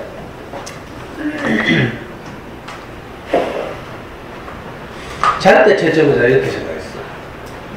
근데 어느 날 우리 애는 이제 수학 공부를 좀 잘해가지고 하루에 4문제를 했어요. 그 학교 교과과정은 그냥 잘 하는 편이었고, 그래서 잠수는 이제 수학 전공자들이 우리 애 아깝다고 이렇게 해보라 해가지고 시중에는 수학 문제집을 이제 난이도로 나누면 5단계로 나눌 수 있어요. 교과서의 기출 수준이 1단계, 경시대 수준이 5단계 이렇거든요. 왜, 그 디딤돌에 책 사보시면, 문제집 사보시면 뒤에 자기들 출판사에서 나온 것을 난이도별로 이렇게 도표를 만들어 놨죠. 그 우리 애는 이제 약 4단계 정도의 문제집을 이제 가지고 하루에 4문제씩 했어요. 5학년 때, 5, 6학년 때. 저는 5문제를 했으면 했는데, 애는 3문제 하겠다고 주장해가지고, 타협해가지고 매일 4문제를. 우리의 수학 공부 그게 다 했는데, 4문제를 하는 대신에, 이 4문제를 해결할 과정을 노트에 다 풀이 과정을 적는 거예요. 근데 내가 이것 때문에 오답 나오면 혼내고 이러다 보니까 내가 너무 미안해서 자고 나서 채점을 했는데 오늘 보니까 4문제가 다 틀렸어요. 내가 어떻게 할게요? 여러분들 저학년에서 아직 이런 게 너무 없겠죠? 열이 확 받아가지고 갑자기 애가 너무 미워지는 거야. 그래서 자는 놈 깨워가지고 찬물로 세수하라고 하고 그래서 다시 하라고 하고 이랬더니 인간이 아니죠. 저는 인간이 아니에요. 그래가지고 그것도 또 너무 미안하잖아. 정신 차리고 나면 너무 미안하죠. 그래서 그 다음에는요, 애 아예 내 근처에 없을 때 채점했어. 애 학교 가고 난 후에. 그러면 이제 다시 만나라 하면 6, 7시간 지나야 되거든. 그러면 이제 열받았던 게 가라앉죠. 오답이 나와서. 그렇게도 해보고요. 근데 이놈의 공부, 인지능력의 향상 이것만 생각하니까 이상하게 마음이 이제 아이하고 소통이 제대로 안 되고 심지어는 아이가 우리 어릴 때 일기장에다가 아빠 빨리 죽었으면 좋겠다 이렇게 썼어. 애들은 뭐 죽는다 이런 말 잘 모르거든요. 어쨌든 힘들다 이 말이지. 그 둘 키우는 집 애들하고 제가 어린이를 위한 인문학 수업하면서 우리 연구소에서 일주일에 한 번씩 만나 수업을 하는데 형 동생에 관한 그림체를 가지고 수업을 해요. 그럴 때 애들 기분을 표현해보게 하면 다 뭐라 하는 줄 알아요? 동생 있는 애들은 동생 죽었으면 좋겠다. 그러니까 애들은 죽는다는 말이 내가 엄마의 사랑을 충분히 듬뿍 받고 싶다 이 말이거든. 근데 동생이 다 뺏어간다 이 말이에요. 그러니까 그 말을 말 그대로 들으면 안 돼. 애들의 의미는 아주 제한적이니까. 우리 애도 일기장에 그렇게 썼어요. 근데 나는 못 봤어 그 일기장을. 근데 우리 와이프가 보고 그걸 내한테 모자리를 한다? 이 옆에 내가 진짜 정신이 있는 건지 없는 건지 내 일부러 내 가슴을 후벼하려고 작전을 했는지 근데 그 말은 얼마나 속상했어요. 나는 정말 좋은 아빠가 되고 싶어. 실제로는 공부하는 빼놓고는 정말 애 재우잖아? 우리 아이하고 같이 들어가서 아이를 재워요. 근데 애 잠들다 싶으면 우리 아이가 바로 뛰어가서 자. 지 출근 일찍 해야 된다고. 저는 그렇게 못했어요 진짜. 5분 뒤에 또 들어가본다니까. 혹시 이불 차냈는지. 그럼 내가 이불 덮어주고 우리 애는 땀을 많이 흘리거든. 그럼 가제수건으로 손수건으로 해요. 내 땀 다 닦아주고. 어느 날 꿈을 꾸잖아요. 꿈을 꾸는데 친구들한테 괴롭힘을 당하는 것 같아. 내 마음이 어떤가 하면 내가 꿈속에라도 들어가고 싶어. 그래서 우리 애를 도와주고 싶다.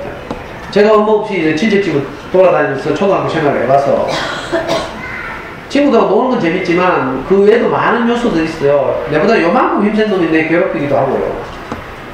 학교 가는데 저는 미술 시간에 도와리가 없어가지고 미술 시간 자체가, 학교 가는 것 자체가 막 두려움, 공포의 시간이었고, 저는 험한 초등학교 시절 보내가지고 우리 아이 꿈속에라도 들어가서 도와주고 싶은데 그게 안 되잖아요. 그래서 막 기도한다니까.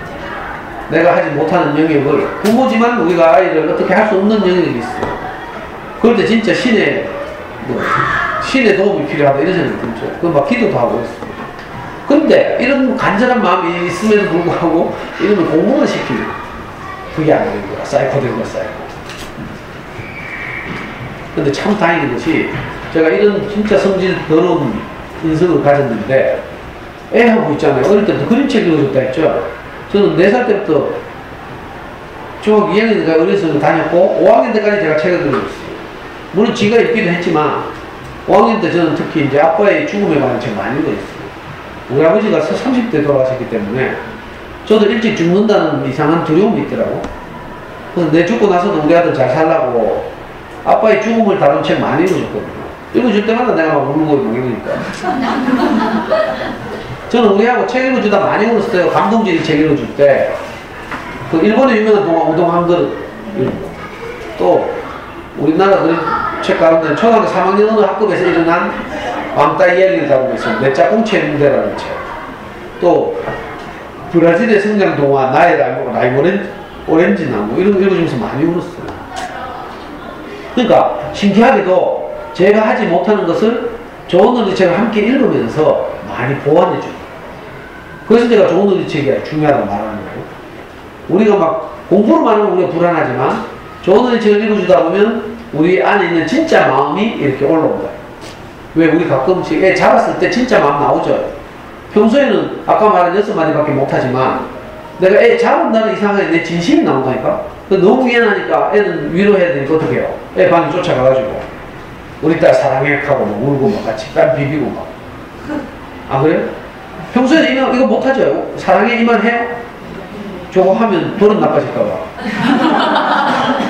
또 시키면 안 들을까봐 막 우리가 이상하게 망설여진다니까. 근데 내가 이상하게 실패한 날, 내가 컨트롤이 안 된 날 오히려 수습해야 되니까 내 마음 깊숙한 곳에 있던 소중한 아이를 사랑하는 소중한 마음 우리가 끄집어내서 표현하게 되잖아요. 어떤 엄마들 또 고집스럽게 그 미안하다 소리 안 하더라. 내가 엄마한테 미안하다 걔가 되겠나 하면서 오해 혼나다니까지.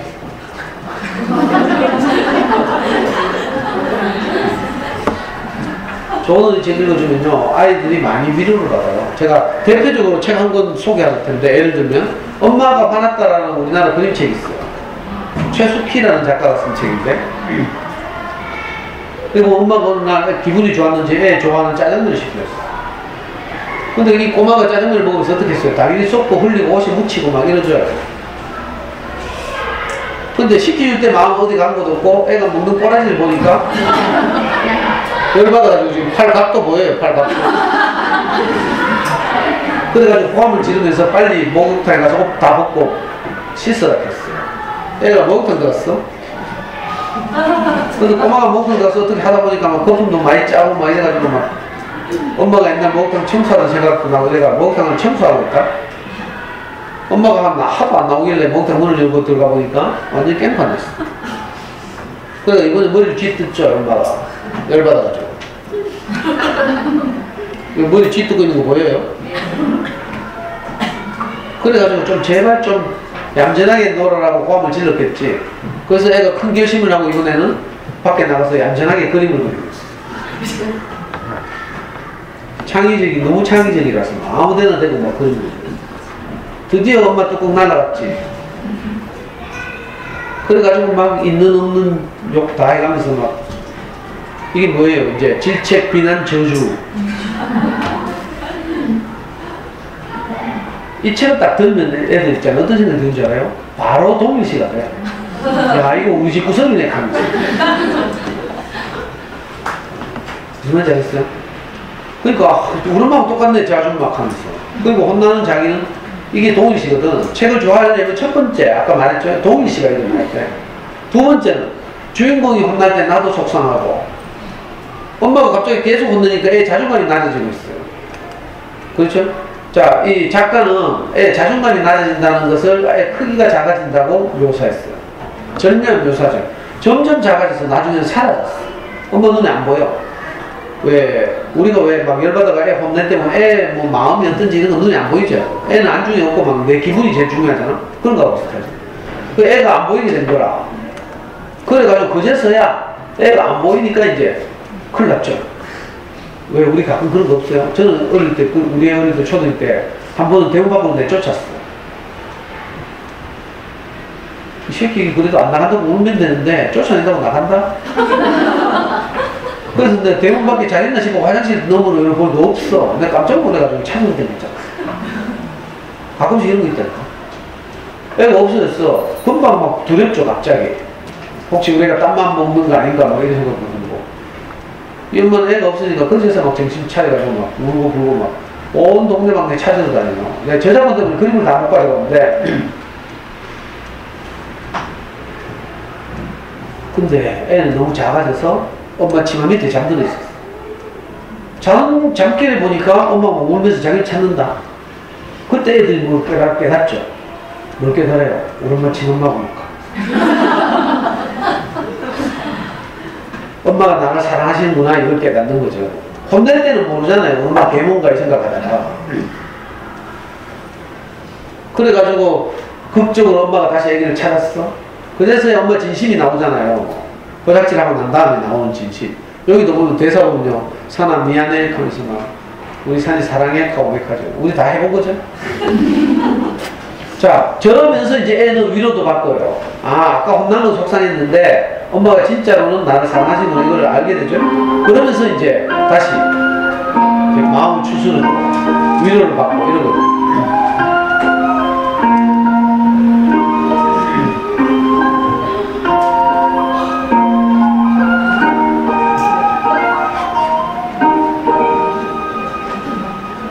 뭐 봐도 모르겠지만 이거 우리 아이 수능 성적 제가 이 과정을 거쳐서 아이들 키웠다고 했죠. 전국 수석을 할 텐데 전국 수석을 못했어요.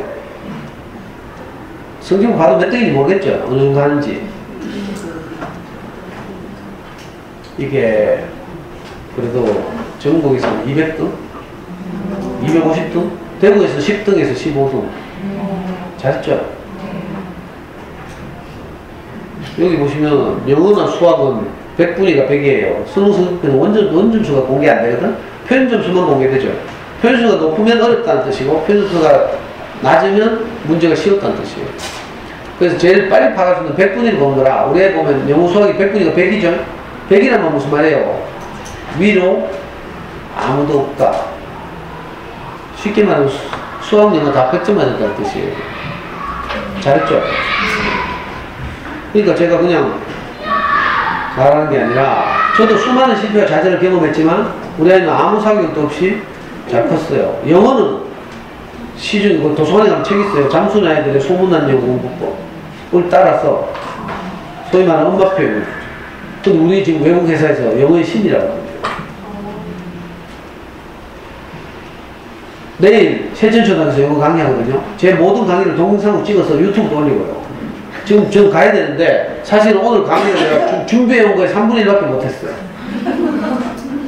지금은 좀 괜찮은데 아까 약 기운도 막 있고 엄마들 또 너무 잘 들어주셔서 내가 잔소리 자꾸 하다 보니까 뒤에 이제 책 소개하는데 도서관에 어떤 책을 들릴까 이런 강의가 있어요. 오늘은 시간이 다 생략하는데 궁금하시면 다른 학교에서 제대로 소개한 강의를 한번 들어봐요.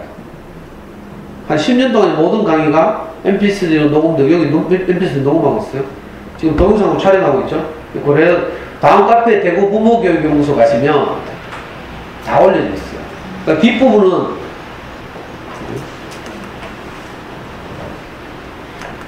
도서관에서 어떤 책을 빌릴지 이제 쭉 소개하는데 지금 몇 분이에요? 네? 시간 지났네. 가자.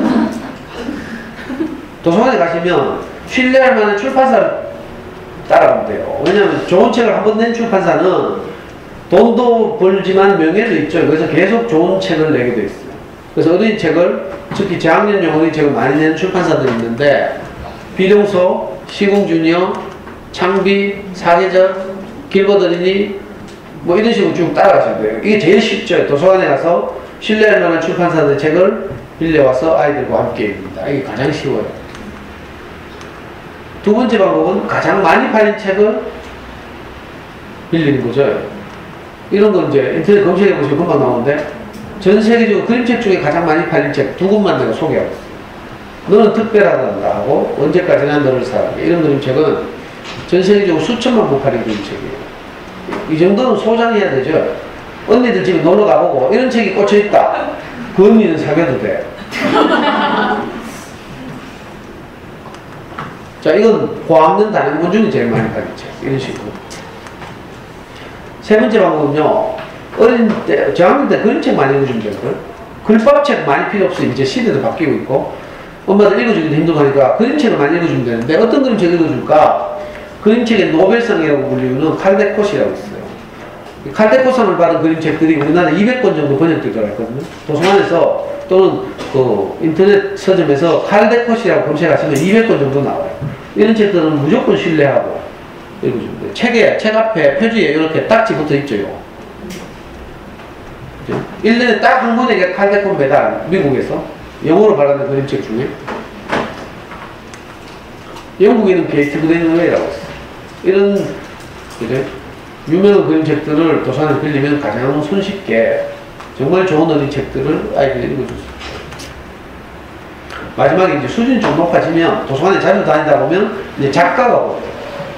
그래서 예를 들면 우리나라 그림책의 뭐 전서 같은 고전 선생님의 책들, 요즘 엄마들이 좋아하는, 아이들이 좋아하는 백희나의 작품들, 이런 식으로 이제 이게 이제 도서관을 많이 다니다 보면 이게 눈에 띄거든요. 요즘 저 구름밤 때문에 백희나 갑자기 유명해져가지고, 그리고 실패한 책도 많이 있지만 장국상 선생님 또 작년에 나온 알사탕 이런 책이 진짜 감동적이에요.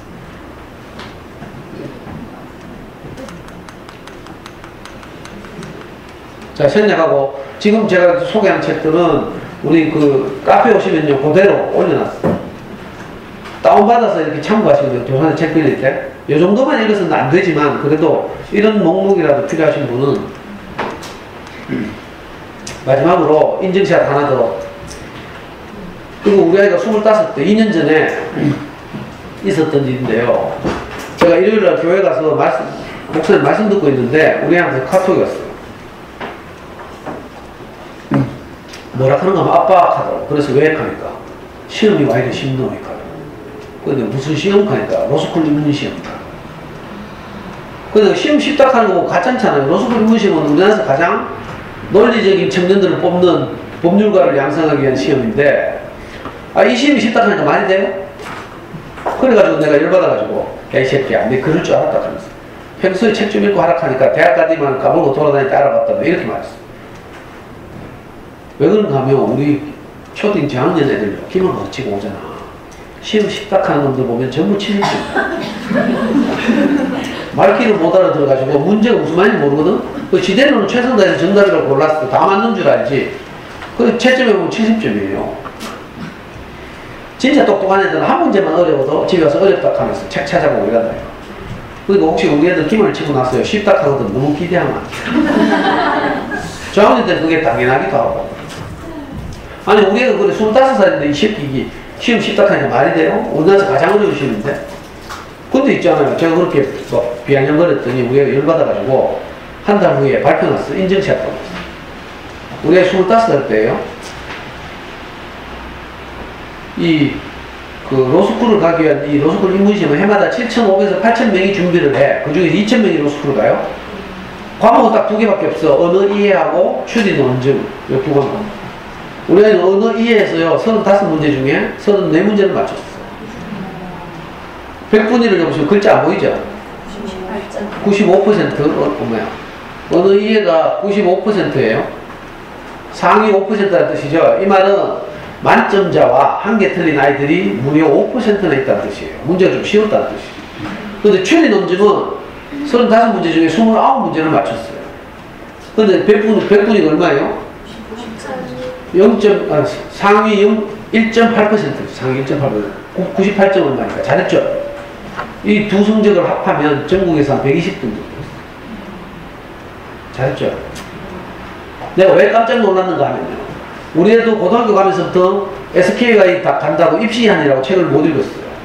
대학 들어가서는 신입생 시절을 즐긴다고 맨날 뭐 클럽도 아니고 이러더라고. 2학년이 돼서는 좀 다니다 군대를 갔어요. 군대 2년 갔다 왔죠. 그리고 24살 때 복학해가지고는 또 교환학생 나가서 외국에서 1년 살다 왔어. 그리고 25이 된 거라. 쉽게 말하면 고등학교 이후로는 다른 아이들과 별반 다를 바 없는 생활을 했어. 근데 아무 준비도 우리 애는 로스쿨에 관심이 없거든요. 저는 로스쿨 노래를 불렀지만 애가 관심이 없어. 요즘 애들은요 권력, 명예 이런 데 별로 관심이 없대. 지 하고 싶고. 그리고 진짜 지금도 해외 나가서 생활하고 있잖아요. 근데 이제 아빠한테 미안하니까 지나가는 길에 진짜 시험 친 거야. 그리고요, 아니 지나가는 길에 타는 게 내가 잘난 척 하는 게 아니고 이 시험은 교과서가 없어요. 무슨 말인지 알아요? 벼락치기가 안 돼. 교재가 없어. 기출 문제집만 있어요. 그러니까 이건요, 어떤 청년이, 법률가가 데려간 청년이 어릴 때부터 어떻게 논리적으로 사고하면서 커왔는지를 평가하는 시험이야. 그 벼락치기가 안 된다니까. 수험생들 사이에서도 이건 공부해도 안 된다 이런 게 정설이에요. 근데 이렇게 이런 성적을 냈잖아. 내가 이거 보고 뭐 깨달은 줄 알아요. 야, 어린 시절에 좋은 어린이책 읽기가 이번 기말고사에서 국어시험 한 문제 더 맞추고 이런 문제가 아니구나. 좀 뭐 말이 되나 모르겠네. 아이들에게 평생 영향을 미친다니까. 수학이나 영어를 잘하려고 해도요 독해 능력이 있어야 돼. 지금 내 연구소에서 강의를 생동감 있게 하려면 직접 아이들 키워봐야 되잖아. 우리 애 다 컸잖아. 그리고 자꾸 엄마들이 너희 애는 똑똑해서 그렇지 않아 하고 뭐. 그래가지고 열받아가지고 내가 우리 연구소에서 지금 고학년 중학생 10명을 내가 수학공 직접 시키고 있어요. 근데 얘들을 문제풀이 시켜보면요, 문제를 몰라. 이해를 못해. 독해가 안 돼. 문제를 안 읽거나 읽어도 무슨 말인지 몰라서 수학 문제 틀린다니까. 무슨 말인지 알겠어요? 그러니까 영어나 수학을 잘하려고 해도 사실은 애들이 어릴 때 책을 많이 읽어요. 그래서 독해 능력이 향상되어 있어야 돼요. 이 예에서 보듯이 우리 아이가 어린 시절에 좋은 책을 꾸준히 읽으면서 자란 것이 평생 영향을 미치고 있다. 그러니까 여러분들도 지금 단순히 학습지 뭐 막 풀리고 이래가지고 이번 기말에서 한두 개 더 맞는 너무 이런데 연연하지 말고 좀 길게 보거나. 엄마들 이게 안 되거든? 아빠들은 이게 좀 돼. 아빠는 조용생활 하죠. 직장생활. 직장생활 하면 우리 부서에서 하는 일이 회사의 전체 매출에 어떻게 영향을 미치는지 이런 걸 고민한다니까. 조직훈련을 받는 거죠. 이걸 뭐 어렵게 말하면 전략적 사고라고 해요. 우리 아이들 키우는 것도 길게 보는 거, 전략적으로. 지금 당장 이번 기말고사에서 이건 이제 전술적이죠. 단기적으로 그죠? 어떤 성과가 낼 거야. 제가 어제 들은 말 중에 이런 말 있어요. 장사꾼은 지금 당장 이익이 나지 않으면 투자하지 않는데, 뭔지 알겠어요? 사업가는 지금 당장을 보는 게 아니라 진짜 그죠? 미래 가치를 더 중요하게 생각한대요. 지금은 그렇지 않더라도 앞으로 아주 유익하겠다 이런 데 투자를 하는 게 사업가고, 장사꾼은 지금 당장 이익이 남아야 투자를 하는 게 장사꾼이에요. 우리가 장사꾼이 될 건지 사업가가 될 건지, 예를 들면 자녀교육에 있어서 좀 더 길게 보고 우리 아이들이 어떤 요소를 자라게 하는 것이 지금 엄마들이 할 가장 중요한 일입니다. 그래서 웬만하면요, 문제 푸는 방식의 공부는 안 하는 게 좋고, 애들 데리고 도서관에 다녀요. 도서관 다니면서 엄마들도 재밌는 책 빌려서 읽고 하다 보면 이상하게 내게 뭐가 자란다니까. 아이들이 자라는 것도 보이고 나도 내가 점점 뭐가 자라고 있죠. 저도 초보 아빠 때 30대는요 아무것도 몰랐어요. 아무것도 모르고 큰 소리만 쳤다고 했죠. 어린이 서점을 계속 다니면서 저도 눈이 떠졌어요. 잠수내를 하면서 점점 제가 자라났고요. 저는 이제 이 긴 시간을 뭐 이 짧은 1시간, 2시간에 압축시켜서 말씀드리려고 하다 보니까 막 말도 빠르고 서두르고 이런데, 그죠? 아이를 키우는 일이 무슨 돈 닦는 일이거나 이런 게 아니고요. 좋은 어린이책을 읽으면서 아이를 한번 키워봐요. 정말 아이 키우는 일이 좋은 일이, 행복한 일이라니까. 저는 언제가 가장 좋았는 줄 알아요? 아이하고 같이 책을 읽다가 같이 울 때. 실제 이런 경우 있어요. 거기 우리 아이가 뛰어가고 놀래가지고 또 둘이 싸우고 울면서 저도 울고 아이도 우니까. 내 짝꿍 체인들하고 있다가 그 우리 와이프가 와서 보고 책을 읽다가 남편도 울고 아이도 운다는 사실에 우리 와이프도 감동해서 같이 울고 물론 가끔이지만 한번 도서관 다녀보라니까. 도서관에 가셔서 엄마들이 요 책, 이건 엄마들 책이에요. 요 두 권을 꼭 한번 읽어봐요. 책 읽기에 관한 우리들의 시각을 교정해주는 책 두 권. 우리 아이 책날개를 달아주자 하고 소설책을 도서관에서 꼭 빌려서 한번 읽어보세요. 그리고 제가 서둘러서 이렇게 했는데 혹시 필요하시면 도움이 되겠다 싶으시면 다음 카페에 우리 연구 수업 들어오시면 그 영어 공부법 강의, 수학 공부법 강의는 다 동영상은 다 올라가 있거든요. 혹시 필요하면 참고하셨으면 좋겠고. 이제는 비 그쳤네. 아까 폭우가 쏟아지는데도 이렇게 많이 이렇게 오실 줄 진짜 몰랐어요. 저는 왜 많이 왔지? 원래 많이 와요? 뭐 한 학년에 학급 5개, 6개밖에 안 되는데. 우리가 하여튼 관심을 가지고 집중해서 잘 들어줘서 감사하고 또 혹시 또 인연이 되면 다음에 또 뵙게 되기를 바랍니다. 마치겠습니다.